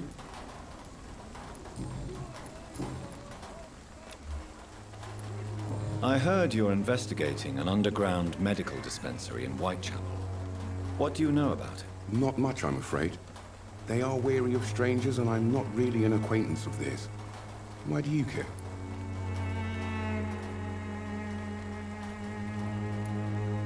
I'm afraid one of the nurses from the Pembroke Hospital may be involved with unsavory activities. Ah, could it be Dorothy Crane? Without a doubt, you are a damn fine journalist, Mr. Darby.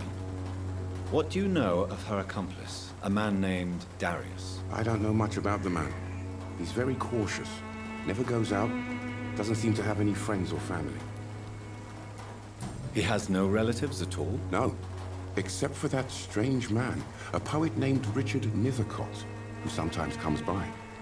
Darius would never let him in. Where can I find this Mr. Nethercott? He spends most of his time lurking around Whitechapel, talking to himself or declaring verses. These days, you can usually find him behind the church. He never goes out? No. A few days ago, he unexpectedly did. I followed him, but it was just a ruse to keep me away from his house. Really? How do you know? He went to the nearest mailbox, but just before posting his letter, he ripped it up and threw it away. Goodbye, Mr. Darby. Farewell.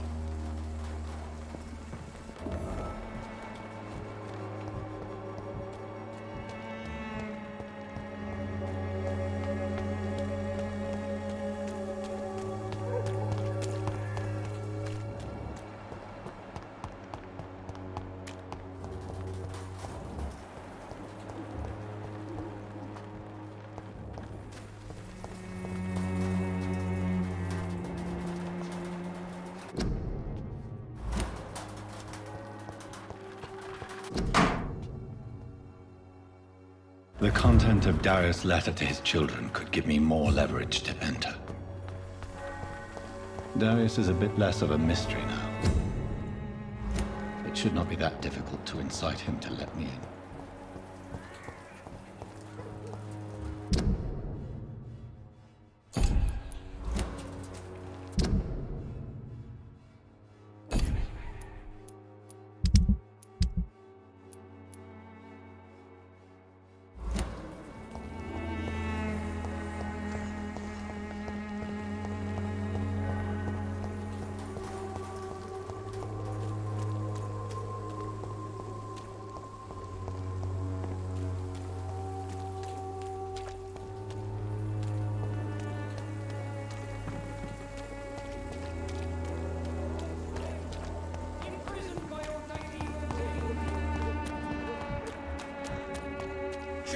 nice, good quality.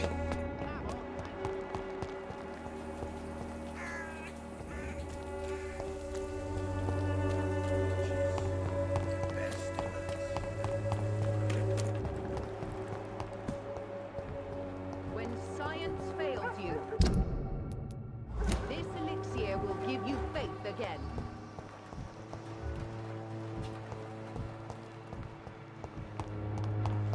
Its effectiveness has been proven. No one is left on.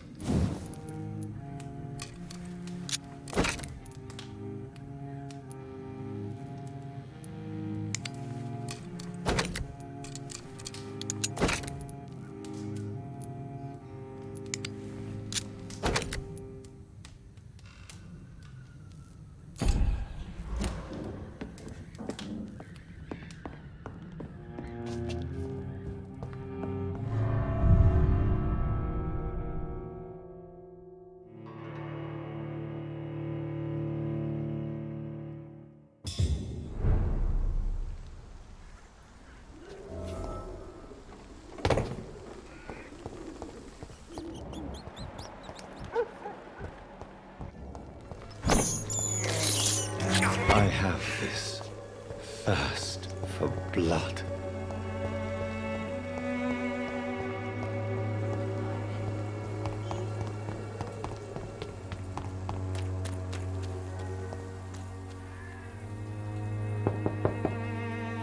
Mr. Petrescu, just 1 minute, please. You again. Go away.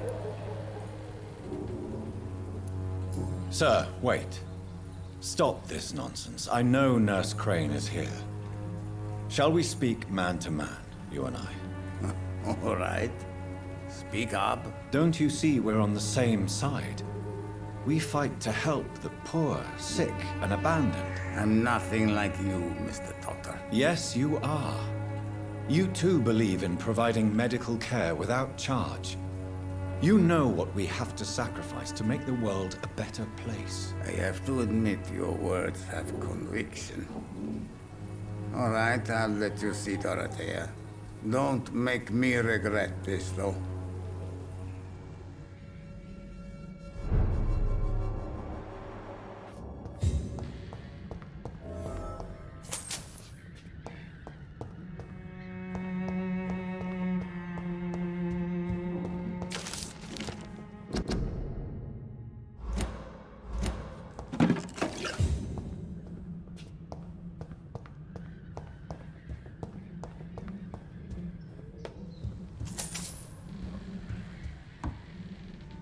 If you want to talk to Dorothea, you must go across the courtyard and take the stairs. We've not been formally introduced. May I ask your name and occupation, sir? I am Darius Petrescu. I'm here to keep snitches and spies away from Dorothea. And I also run this little print shop. So Dorothy's real name is not Crane? Like myself and many people in this area. Dorothea is from occupied Romania. That's all you need to know. She seems important to the community. More than you can imagine. The West End does not want to hear of Whitechapel's misery. Dorothea is one of the few doing something about it. Tell me everything you know about Camellia, the mute florist. I do not believe in the afterlife, Doctor, but I'm almost convinced Camellia is an angel. She volunteered to give out our medical leaflets. Are you not worried for her safety? She is as brave as she is tough, and clever, too. If only I had met her when I was younger. Are you in love with Camellia, Mr. Petrescu? Don't be stupid. If I had met her when I was younger, we could have won our revolution. Who is she, really? Do you know where she's from? She's not from around here, that's all we know. Camellia is not even her name. It's her favorite flower. You say she has no close family? Well, there's that awful poet who constantly follows her around like a lost puppy. A good man for sure, but a very poor writer.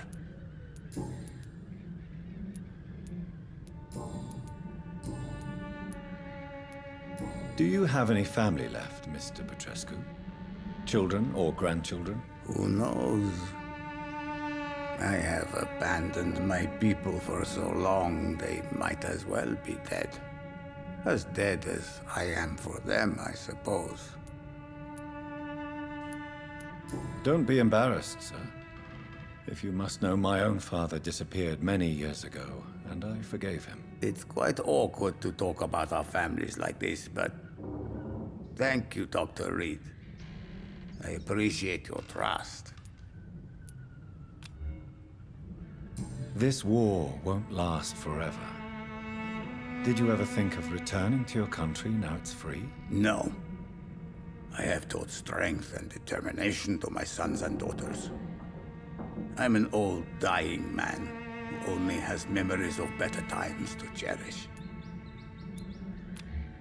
Do you need some help, Mr. Petrescu? I am very tired, but that is all. I don't need you, Doctor.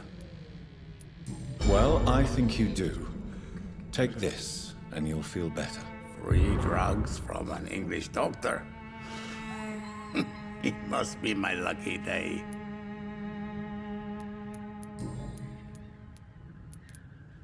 How did you meet Nurse Crane, Darius? Why does she trust you? I'm her oldest friend in England. Dorothea and I share many ideas about this country and about the country we left. You mean occupied Romania, don't you? Even if not directly, I fought against your enemies. Really? Then perhaps you have more in common with Dorothea than meets the eye, Dr. Reid. I know you fought for your country when it was occupied, Darius. Tell me more about it. I know my days are numbered, and I know I won't see my homeland again. But I fought for Romania all my life, and I will until my last breath. But Romania escaped the grasp of the Austro-Hungarian Empire. It's a free country again. But it's not the country I fought for. My homeland is not appeased, Doctor. And I still see a dark future ahead for my people.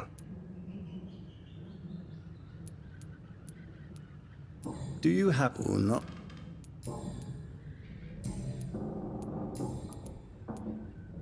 Tell me everything you... I do not believe... Goodbye, Mr.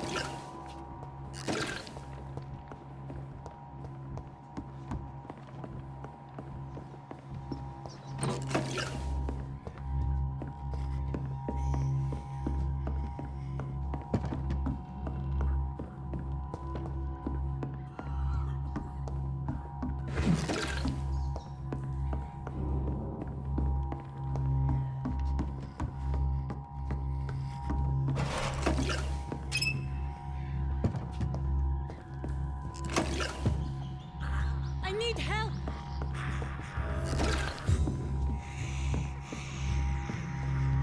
What do we have here, nurse? Patient Raz Van Vasily. High fever running on 3 days. Complaints of dizziness, muscle aches, and head pain. Diagnosed with influenza. Treatment? Aspirin and salicin for the fever and discomfort. Liquids for dehydration, but he's having trouble keeping even water down. Thank you, nurse. Anything else I should know? He did lose consciousness this morning, but he's never had convulsions like these. He's not convulsing, he's choking. He's not getting any air. Scalpel! Hand me that scalpel! What can I do, Doctor?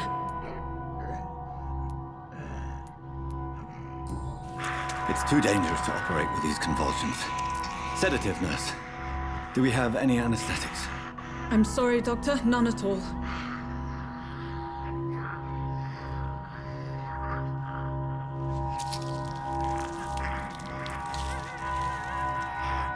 I need to perform a tracheostomy. Short pipe. That rubber tube will do. We're going to cut a passage for air through the neck. Yes, Doctor. He's breathing again, but he's coughing up blood. Internal hemorrhaging. I need to make another incision into the chest cavity to drain the fluids from the lung. Prepare another tube. A thoracostomy? Doctor, we've nothing to fight the infection. We need an aseptic environment. Right then, Nurse Crane. What do you suggest we do? I've no idea. I'm not the doctor. Time is of the essence. We need to perform a thoracic drain. Yes, Doctor.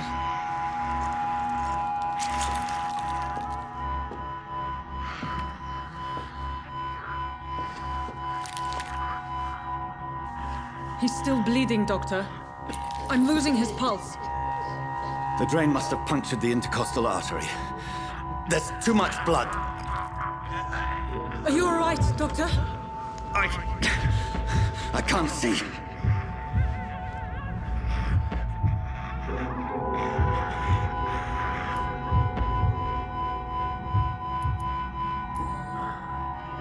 I must first suture the artery. Find the wound. The source of the blood. Needle and thread, Doctor. Good. The stitches are holding. How's he doing? We're losing him. We've lost his pulse. He's dying, Doctor.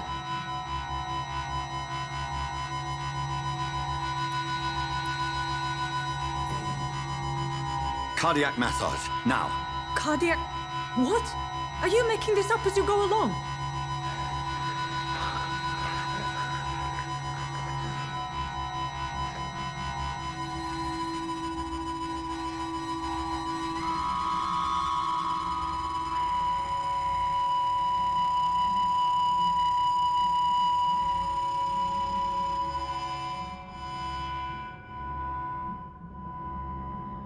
We've lost the pulse. He's gone, Doctor. Nurse, we did everything we could. Truly? Everything you could? Is that how you'll report this in your log? Is this how the war went? Piling up one poor corpse beside the next? This was not an influenza-induced seizure. I've never seen symptoms like these on the continent. Neither have I. But the previous symptoms leading up to this attack were the same, indistinguishable from the epidemic. No. There was something more vile in these reactions. Something primitive. There have been numerous reports of mental breakdowns caused by the fever that accompanies the flu itself, Doctor. Yes, but... I'd best take some samples of the blood for analysis.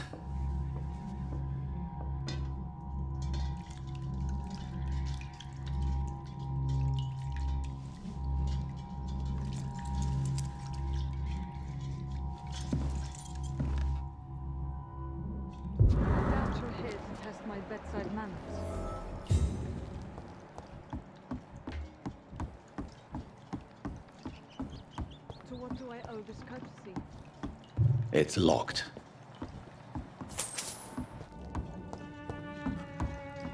I suspect it was more than intuition alone that led you to us. So, how might I be of service, Dr. Reid?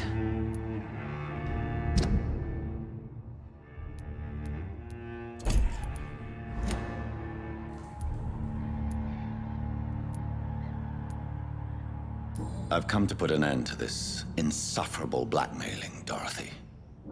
Doctor, you think your warnings scare me? I've stolen and plied, blackmailed and lied, but what else am I to do? I'm all these people have. But why Lady Ashbury? Why her, of all people? She's pristine and proper, all right. But that she-wolf in sheep's clothing murders the poor for sport. I have her where she belongs, and I'll milk her for all she's got. Dr. Swansea is a sensible and honest man. He wouldn't have refused your friend's care at Pembroke. It's easy for you to say, Doctor. These people cannot go to the police, nor to the hospital. They don't even speak English. They depend on me for everything. So, the end justifies the means. Is that your defense? I know you're kind, Doctor. Just another fine-heeled, silver-spooned gentleman who was given the world on a platter. You know nothing of poverty. Nothing of the shame, the hunger, the loneliness. You've convinced me of the sincerity of your actions and their noble justifications. But all the same, blackmail is a crime, and it will stop, Nurse Crane.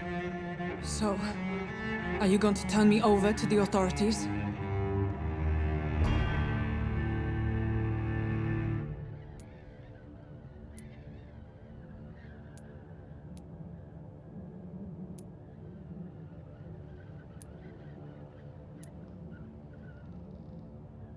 Listen very carefully, Dorothy. You will erase from your memory everything you pretend to know about Lady Ashbury and Pembroke Hospital. Let that rich bitch off the hook over my dead Nurse body. Crane, enough. Listen as if your life depended on every word. I know you've a generous heart who gives freely to those in need, but you shall walk away from the shadier streets of your business. I will never abandon... Dorothy, the discussion has come to a close. Your clandestine activities in the Resistance are over. Let it go. I'll let it go. Yes. All gone.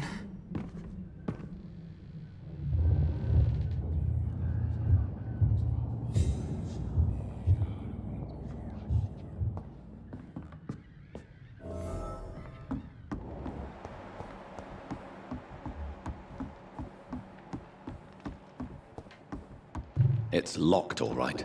It's locked.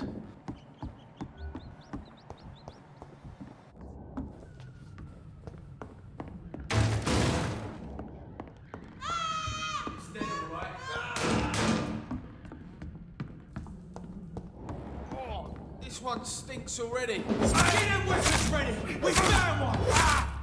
Shit! You'll pay for that!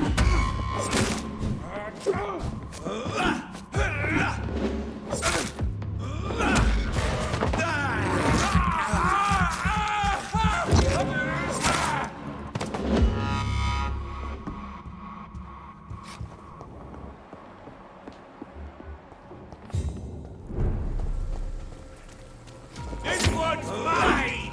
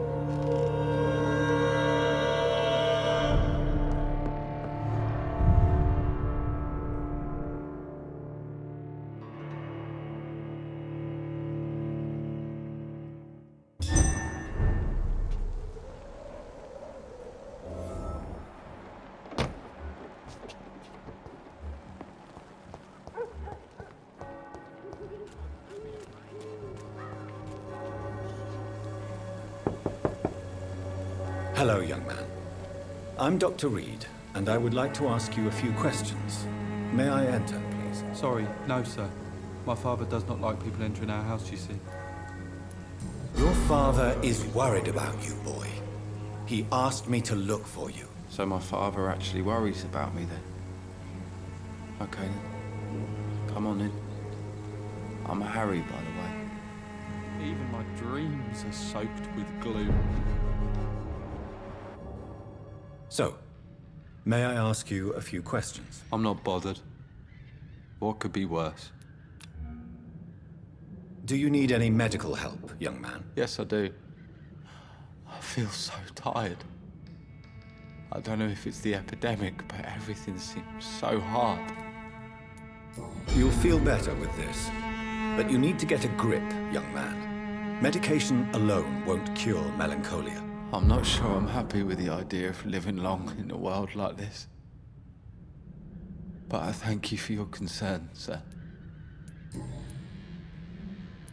How do you feel? I'm fine. I mean, it's not easy every day, but I'm fine. I'm just tired of being sick all the time. If only I could be tough, like... well, you know. Speaking of which, what can you tell me about your father? My father is an idiot who makes idiot things. That's all I have to say. Forgive my bluntness, young man, but you don't seem happy living in Whitechapel. Why should I? I never wanted to come here in the first place. It was my father's decision. And look around you. Does this look like a nice place to live?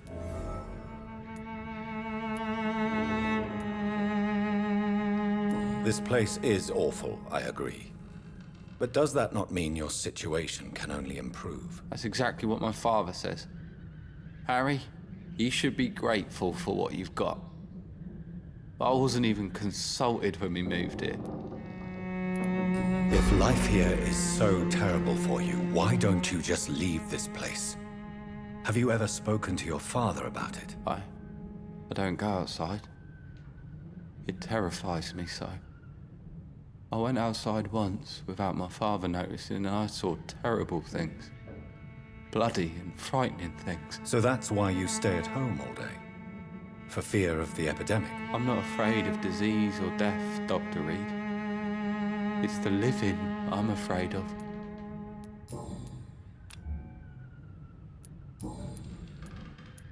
Your father and Mr. Lewis used to be good friends. What happened, Harry? I was young then. I don't remember Mr. Lewis ever coming back again after my mother died. Or was it after my father started bullying him? I don't know. Have you tried speaking to Mr. Lewis about it? I don't go out often, but yes. And he scolded me and told me to leave him alone. I guess my father frightens him too much. But you are not responsible for your father's actions. Am I not? Dad always says that he joined that gang for my safety. So if I wasn't born, people wouldn't be worrying about Colossus Joe.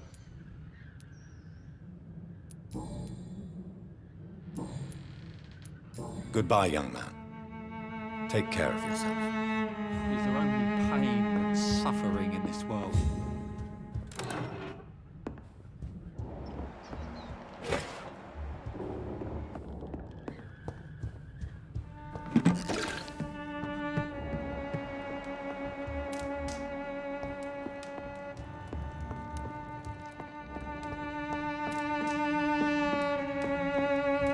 It's locked.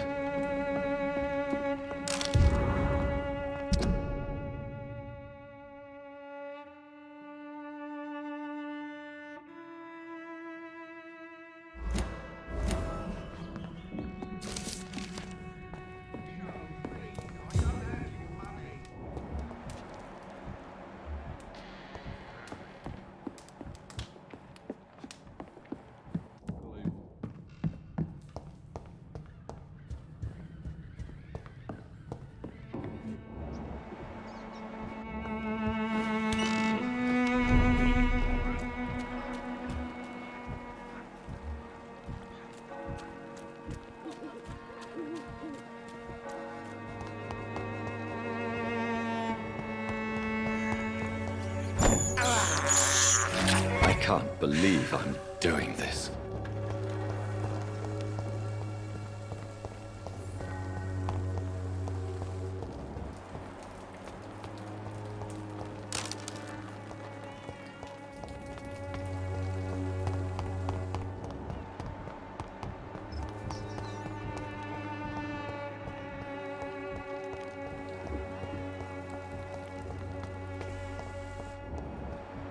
When science fails you, this elixir will give you faith again.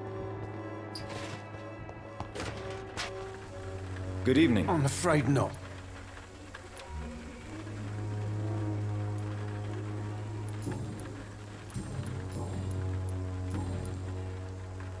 A gun?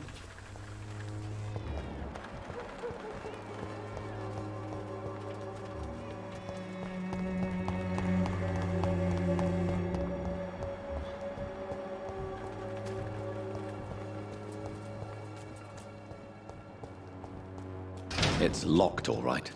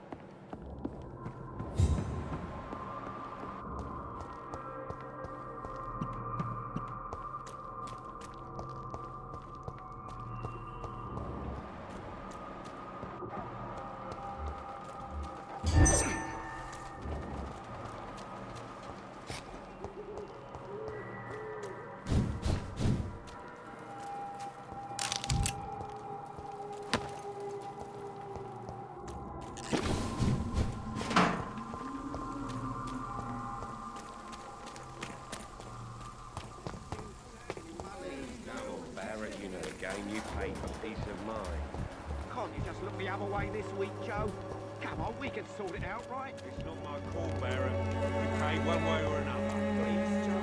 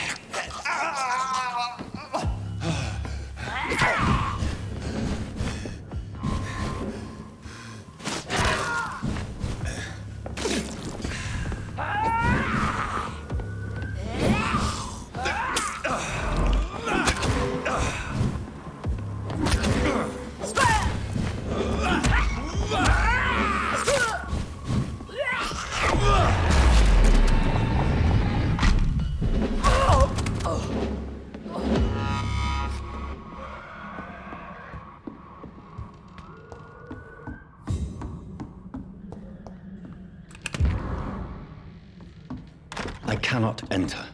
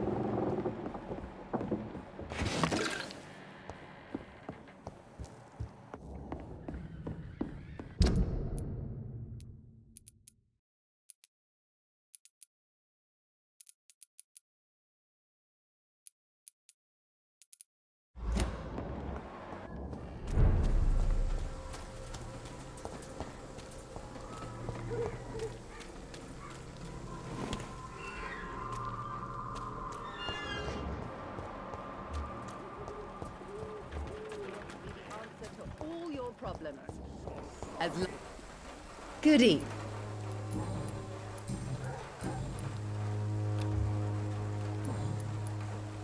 I'd like to see...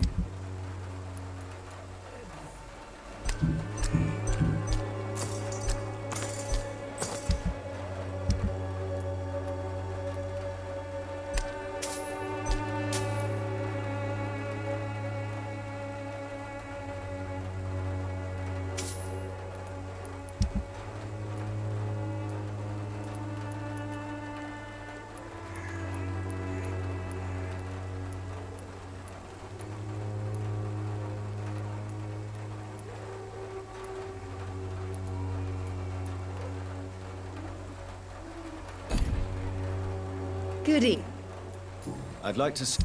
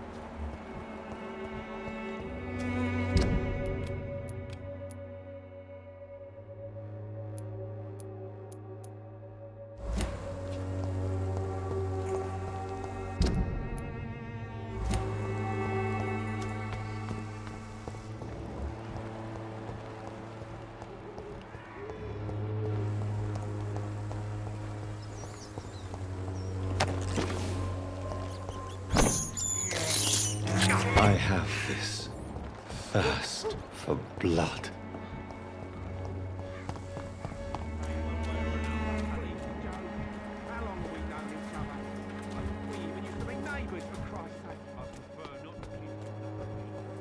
You are blinded by your... Good evening. It's Father Whittaker.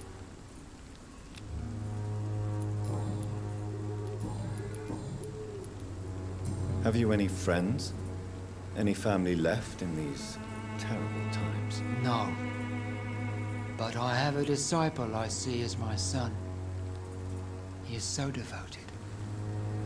I sent him to preach the good word in the heart of this corrupted city. Where did you send him?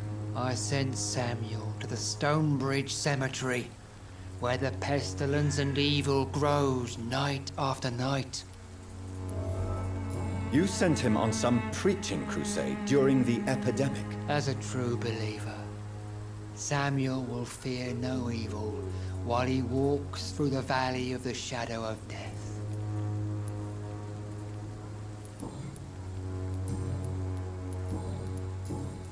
I have heard it.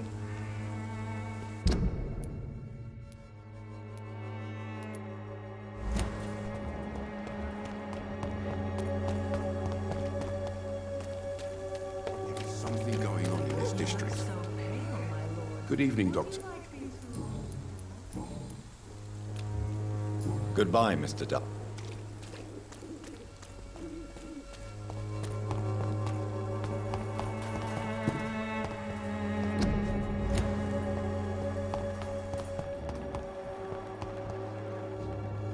Hello again, Mr. Very well.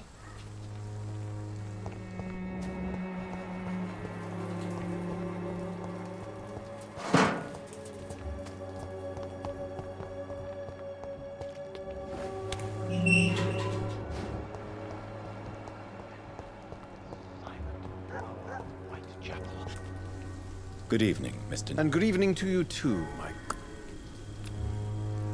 Do you need medical attention, sir? It may be wise to let you prescribe me something. I don't feel like I should. I understand your appetite for words and macabre beauty, sir. But you should be more careful. The nutrition of my mind is more important than my physical health. But I appreciate your concern, sir.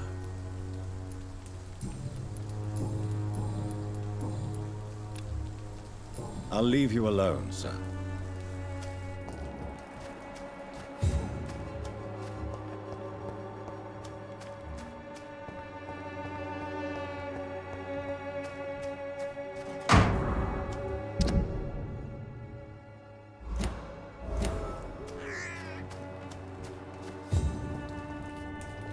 Good evening. And good evening.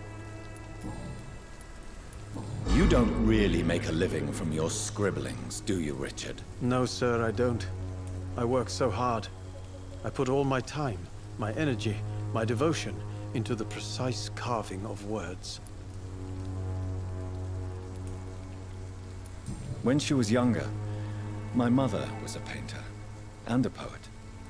She told me many times how poor her artist friends were and how she helped them. My parents pay for my rent, my food, and my clothes. All I have to give them in return is lies they do not believe. You seem embarrassed. Someday I hope to proudly offer my first publication to my parents. Until that day, I'll remain the failure of a son they have to support.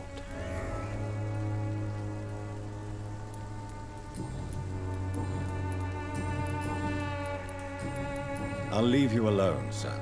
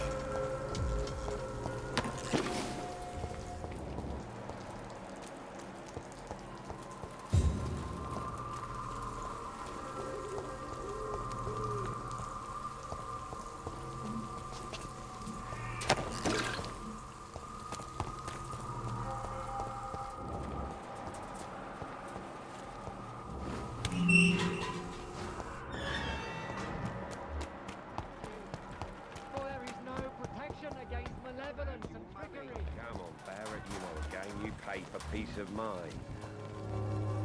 You again? Why do you keep on working for the gang, Joe? You know it doesn't suit you. It's true, I hate this job. And I know I made some bad choices, but I'm a wet boot boy now. And people won't forget it. You could leave tomorrow. Start another life in another town. That's easy for you to say, Doctor. We are poor. My son's weak. And there's no way he'll endure another disappointment. Harry doesn't seem happy living in Whitechapel. Why did you make him come here? I've always put my son's interests above everything else. Whatever he may think. Our house is small but affordable. The walls are thin, but the door is solid. You really love your son, don't you, Mr. Peterson? He's my pride and joy. Even if he hates me for the choices I make and pushes me buttons more than he should.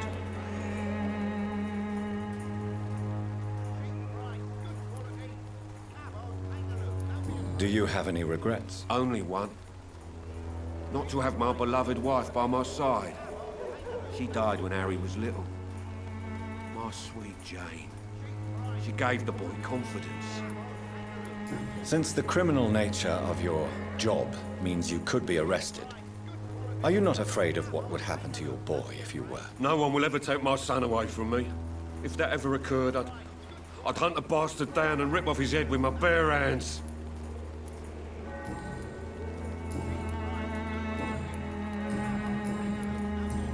Goodbye, Mr. Cheap pro... Fancy buying something, sir? You never lose your foot. Joe Peterson. He's the villain here, isn't he? But you seem to know each other. I'd known Joe for years. I saw him box once or twice. He was a friend then. And these days, he's just another thug. What can you tell me about Mr. Peterson? Besides his behavior toward you, obviously. Colossus Joe was a decent boxer, good one even. But after his wife passed away, he found every excuse to stop training. Just wanted to pick fights with everyone.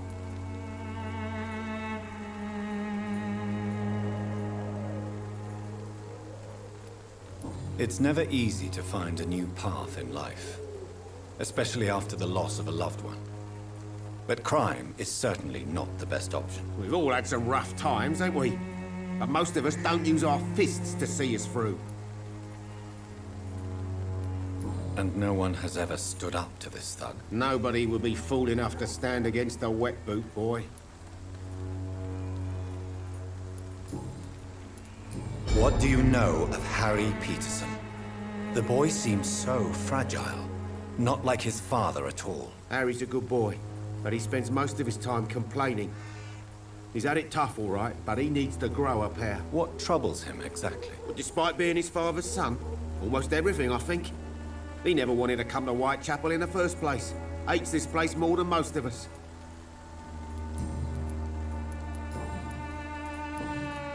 Right then.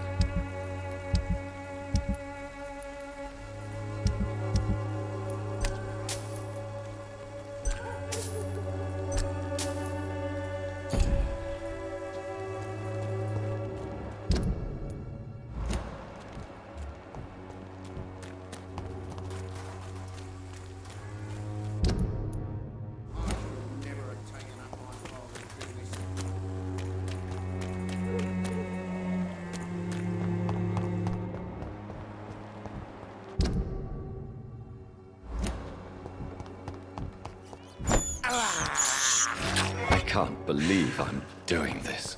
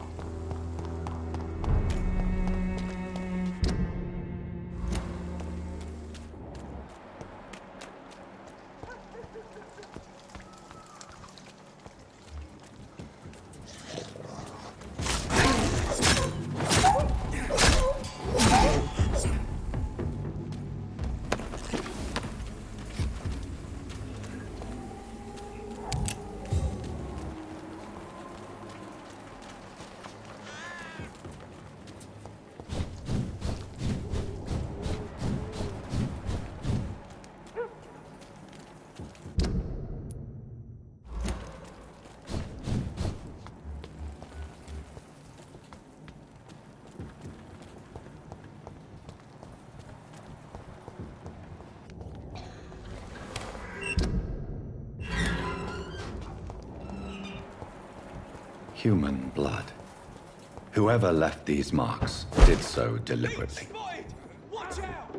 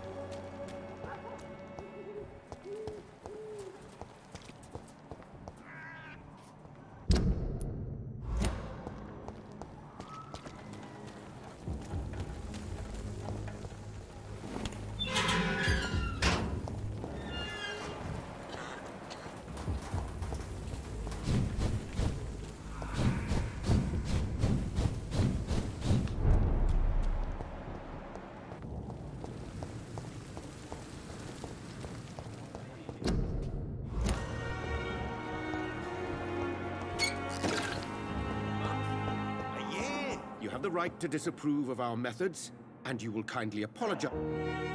Good evening, Doctor. And good evening to you, Dr. Reid. Can I be of any help? Goodbye. The words to calm the children, Helen. Good evening, Mr. Good evening, Dr. Reid.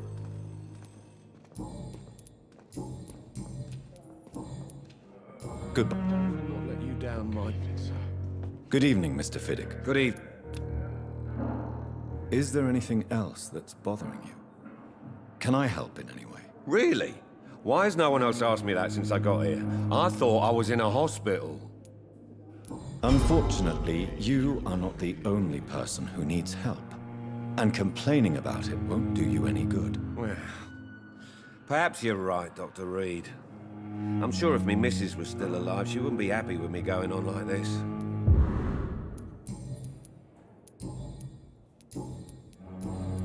Goodbye. I will not let you down, Mom.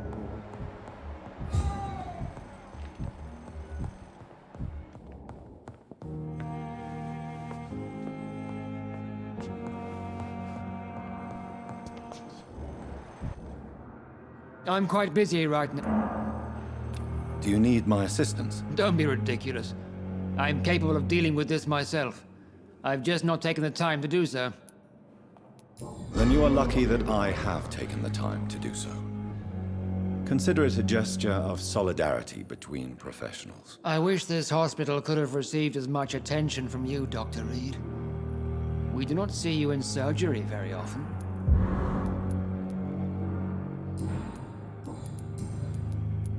Tell me, Waverly, What do you think of Dr. Strickland's enthusiasm for his experimental research? Strickland is playing with his patients' lives for pride and glory.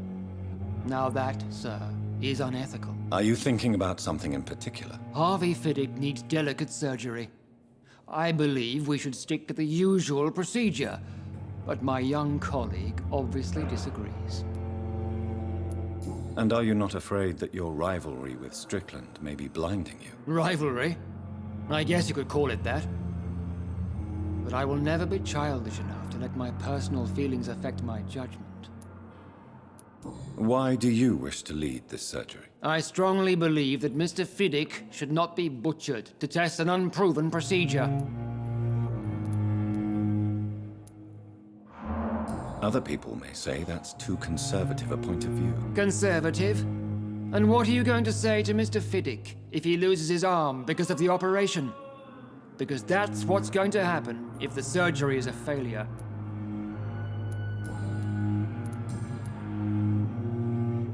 Thank you for your time.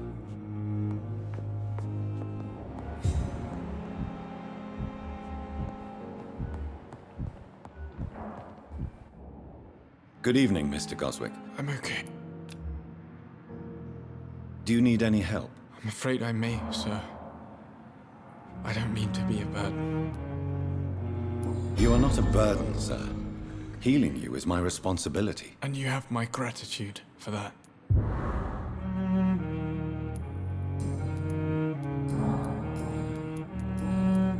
I have to... I'm all right. Don't waste your time with me. Good evening, Doctor. Do you require medical attention as well, Mrs. Do you know you're the only one who's asked me this? No. I don't feel well, actually. Despite what you think about this place, I can tell you with absolute certainty, taking this will help you recover. Well, at least your reputation seems well deserved. Unfortunately, I can't say the same for this hospital.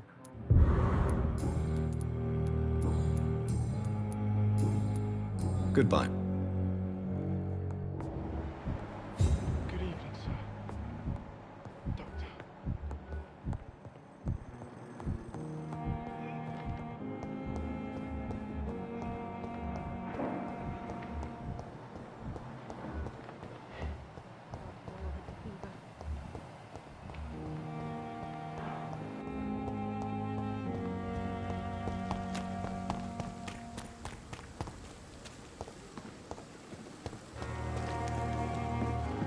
It's locked, all right.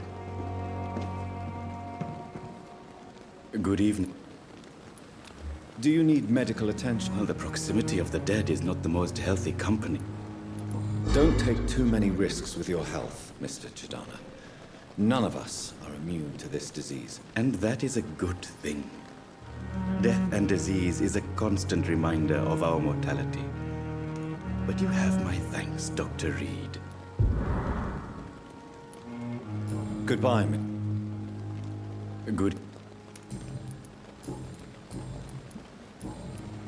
Goodbye.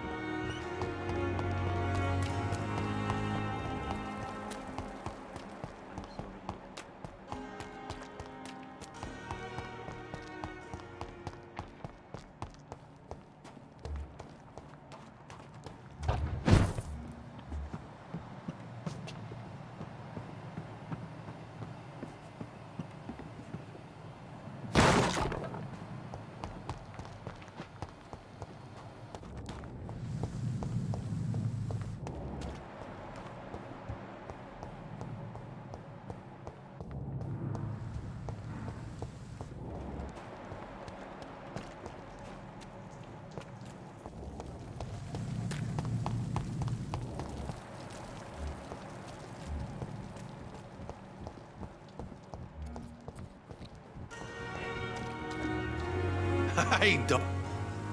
You're lucky to be alive, Mr. Cox. I hope you're starting to take better care of yourself. This place is full of sickness and decay. How could I get better in such a dump? Consider yourself lucky that I'm treating all of my patients equally. Don't play the innocent with me. I'm sure you have good reasons to act this way. And also weaknesses that can be exploited.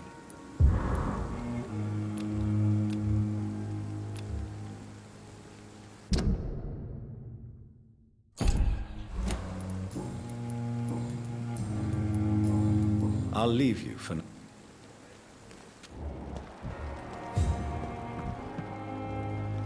Good evening, Nurse Brannigan. Good. Do you require medical assistance, nurse? I will be fine. As soon as I can get some sleep. Nurse, you won't be able to help people if you're sick. Take this, and do try to get some rest. I'll try, Dr. Reid. Thank you.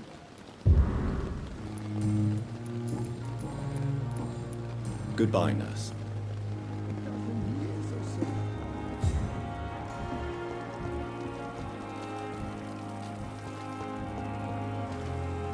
Good evening. Good evening, Doctor. Still trying to save lives?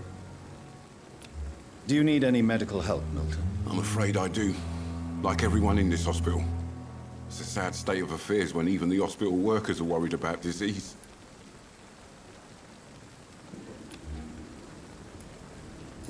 Yeah.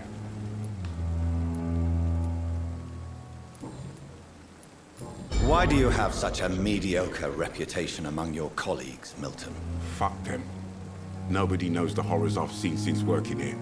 This city was sick long before the epidemic, Dr. Reid. I know it's a difficult task, but correct me if I'm wrong. Is this not the job you are paid to do? I've seen babies left to die while their brothers were properly fed.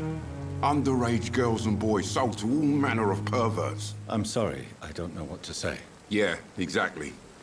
We lack words. So excuse me if I don't look on the bright side of life.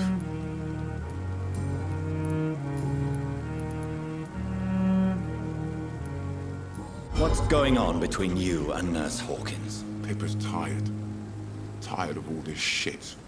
Tired of all those corpses piling up. She's as depressed as I am. During the war, I witnessed a few couples, just like you, come together in difficult circumstances. It can be very damaging. Maybe you're right. But we support each other. And that's all that matters. You do realize you could both get fired. Hospital staff are not meant to have intimate relationships with one another. Come on, Dr. Reid.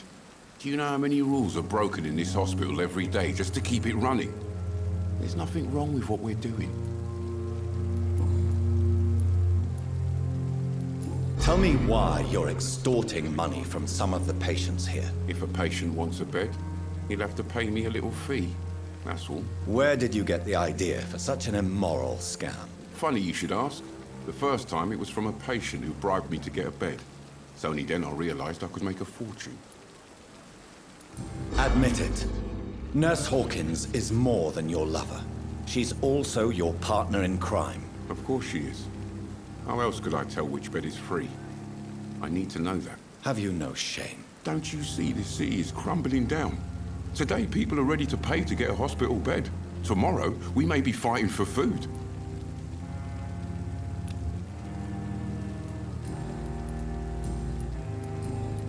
Goodbye, Milton.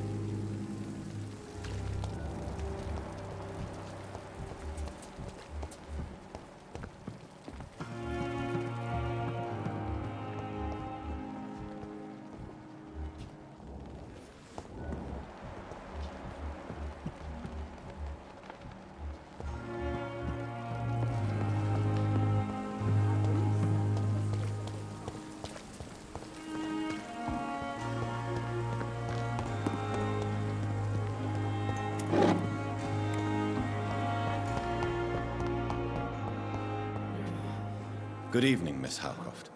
How are you tonight? I need blood, Doctor. Warm, rich, vibrant blood.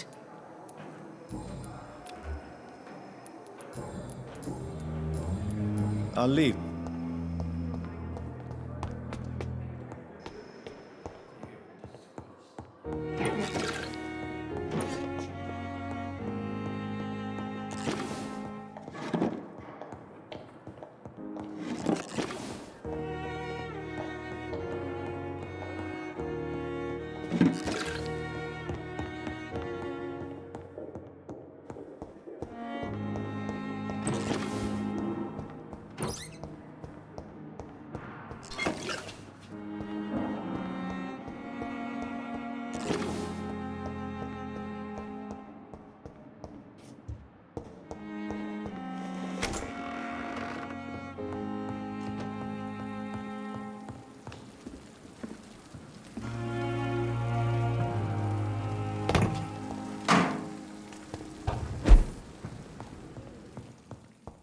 The flower's dying.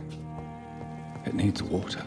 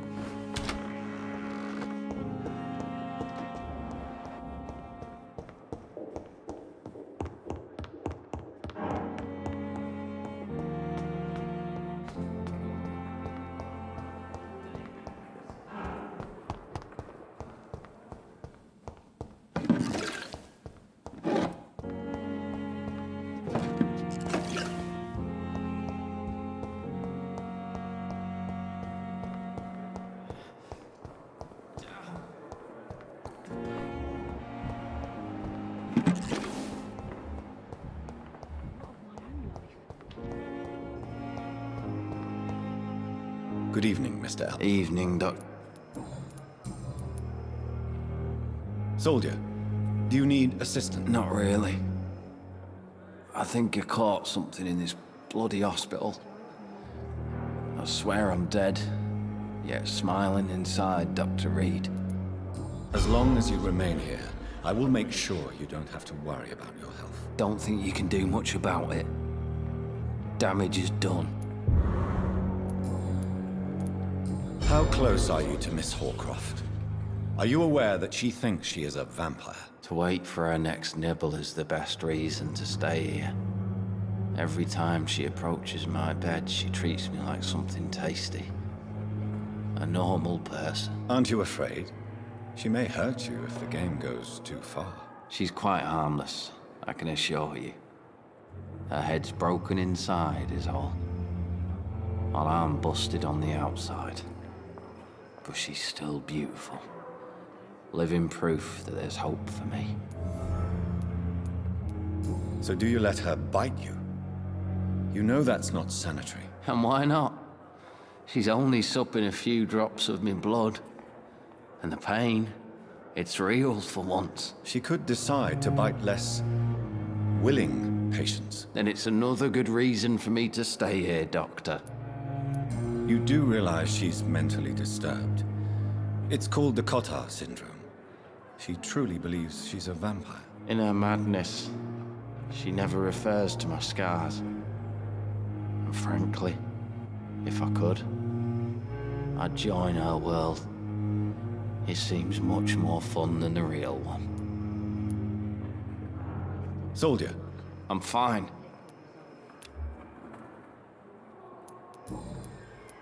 How close are you to Miss Hall? To wait. Aren't you afraid? She's quite harmless.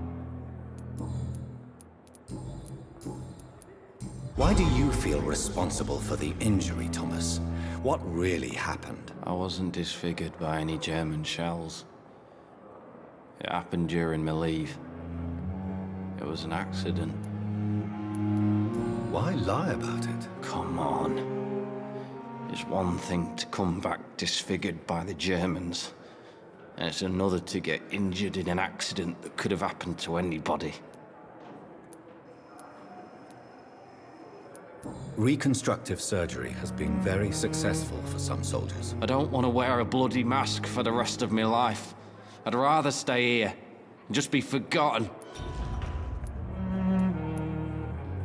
Tell me what really happened then. I went with a whore in Rouen. Dead drunk I was.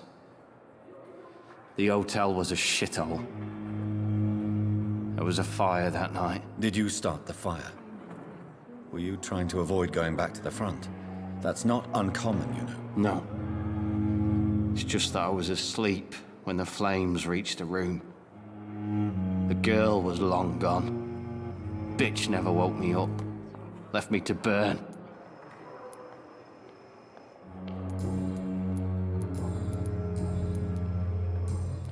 Goodbye for now, mister. Damn. Simpletons, these nurses. Here again. And what of my own life? Good evening, Nurse Hawkins. Good evening, Doctor. Do you need medical help yourself? I'm afraid I've contracted some illness. Not under my watch, nurse. Take this. You'll feel better. Thank you, Dr. Reid.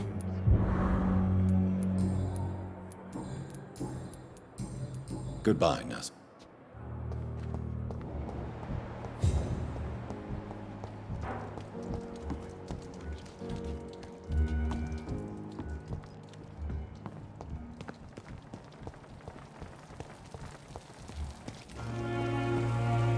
Good evening, Doctor. Still...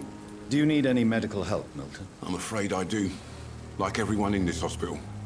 It's a sad state of affairs when even the hospital workers are worried about this. Our job brings us into contact with all kinds of infections, Milton. There's no shame in being ill while you're in a hospital. That's easy for you to say, Doctor. I get the feeling you don't fall sick often. But thanks, anyway. Goodbye, Milton.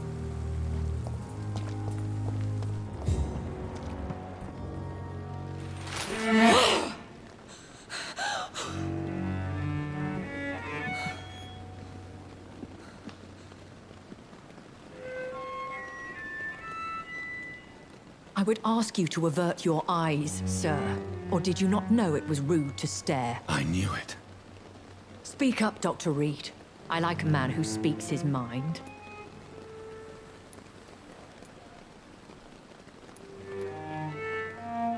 You killed him. He trusted you. And you killed him. Spare me your sarcasm, Jonathan. You are but newly born in this world. So in the end, the accusation was true, wasn't it? The situation is somewhat awkward nonetheless. I have not been observed sustaining myself for many decades.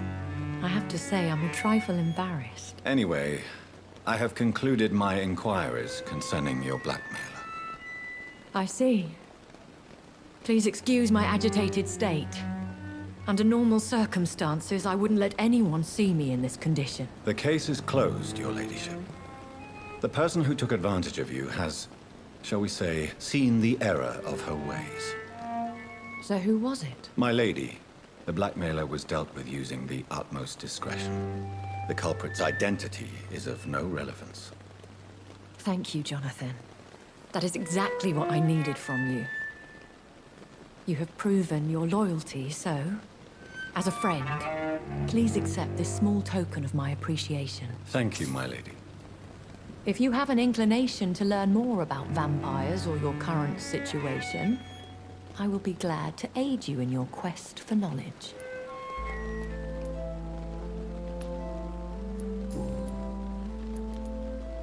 I don't understand. Why was I created and then left for dead? That is a question only the one who made you can answer. It's not normal practice. I doubt even if you find him, he will answer you, considering how cruelly he treated you. So me being a vampire could have been a mistake. I very much doubt it, Jonathan. Contrary to the legends, it is not as simple to make another vampire by just biting someone. I'd like to avoid creating another vampire by mistake anyway. Tell me, how is it done? The process is dangerous. It could even kill your potential progeny. If you did decide to sire an offspring, they must drink of your blood, Jonathan. I've been hearing a voice talking in my head. Is this some kind of insanity? It feels like the voice of the vampire that created me. Hush. Tell no one this. It would be unwise to talk of such things amongst British immortals. Speak no more of your maker. How could this cause offense? Only the powerful immortals can mentally call to their progeny. No vampire or hunter will sleep easy knowing that an unidentified elder is stalking the streets of London. Excuse my forwardness, but are you my maker? Me? Goodness, no.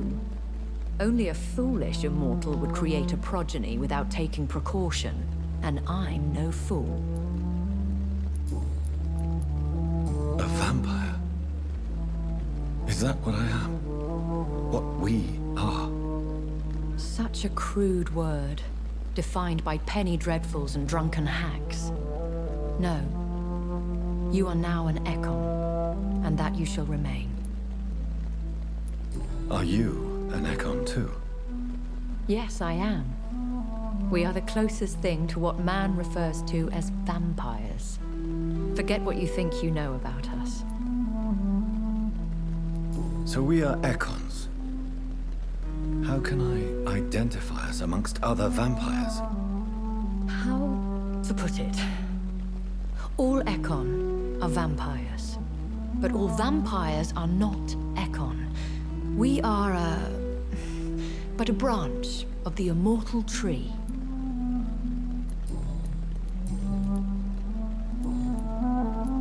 Why did you save me in the canning factory? I could hardly stand by and watch such a promising young blood as yourself be torn to shreds by some gutter Skal. William Bishop wasn't the vampire that created me then? No, Jonathan. Whatever their strength and demeanor, Skals are the progeny of careless vampires. It cannot be the other way round. What type of vampire is a Skal? Not a true vampire.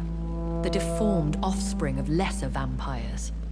It is a shame these creatures run wild, slaves to their baser instincts. Why does Dr. Swansea allow you to feed on the patients of the hospital? Dr. Swansea is a good and compassionate man. He is trying to find a solution for our hunger. Until that happens, he is clever enough to understand that I only feed upon the dying. What do you know about this Brotherhood of St. Paul's Stole? The Brotherhood is well known amongst London vampire society. As long as our kind is discreet, and as long as they do not interfere, we have come to a mutual understanding. And no one suspected you of the murders? As you well know, suspicion has recently fallen on me of killing for pleasure. But you have my word, Jonathan. I take no pleasure in taking a life. I know this is beyond the pale, but may I inquire your age? Really? And I thought you were gentlemen. If you must know, I'm 27. I've been 27 for a long time now, and 27 I shall remain. Very well. But I believe there is more to this than you are saying. A lady has to have some secrets. And who bestowed upon you this eternal youth? My maker. He left this isle a long time ago.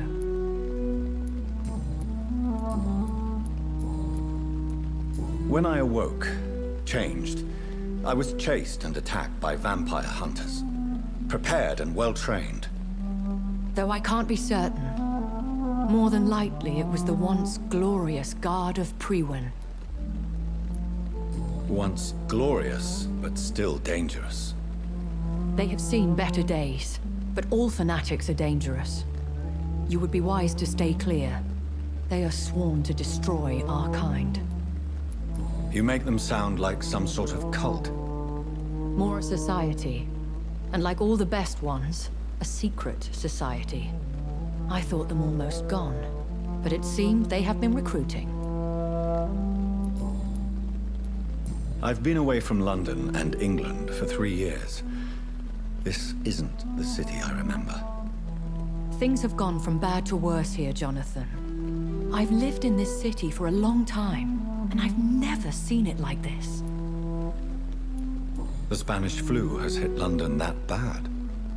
Yes, but it's not just that. I've heard things. things I've not heard for a very, very long time. There are whispers in the shadows. Something far worse than the Spanish flu is here in the city. What is it you fear? Fear has long since flown this form. But there is something malevolent circling us. I feel fear is merely waiting in the wings. Are there many vampires here in London? Immortals are of a rare breed, and we often tend to hide. But you may occasionally meet some of us at night. Do you know any of them? Have you an idea of the identity of the vampire who attacked me? You mean your maker? No, Jonathan, I have no clue. But I fear he or she is as careless as cruel. To let you discover your new condition by yourself. What do you mean? Every now and then, you may discover an immortal in the deep of the night. But we are a rare and reclusive breed. Our progeny is almost never accidental. Will they all be as affable as you, my lady? I do not see why not. But remember, even the shark smiles before he bites. That sounds like a lesson from experience. Vampire politics are as intricate and sometimes tedious as a game of chess in a gentleman's club. I've learned from experience it is best to decline to play. I bid you farewell, for now, my lady. I must quickly analyze the blood I took from Nurse Crane's patient.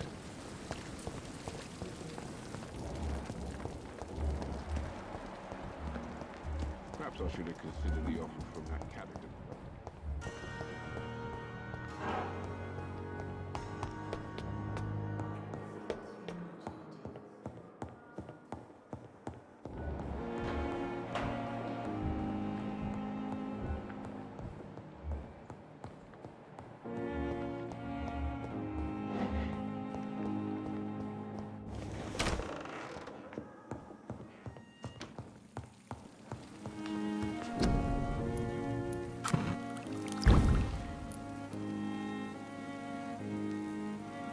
Razvan Vasily was infected by Spanish flu, but also has the highly unstable blood of the Skals. Is the London vampire epidemic transmitted through the flu? I should talk to Dr. Swansea about it.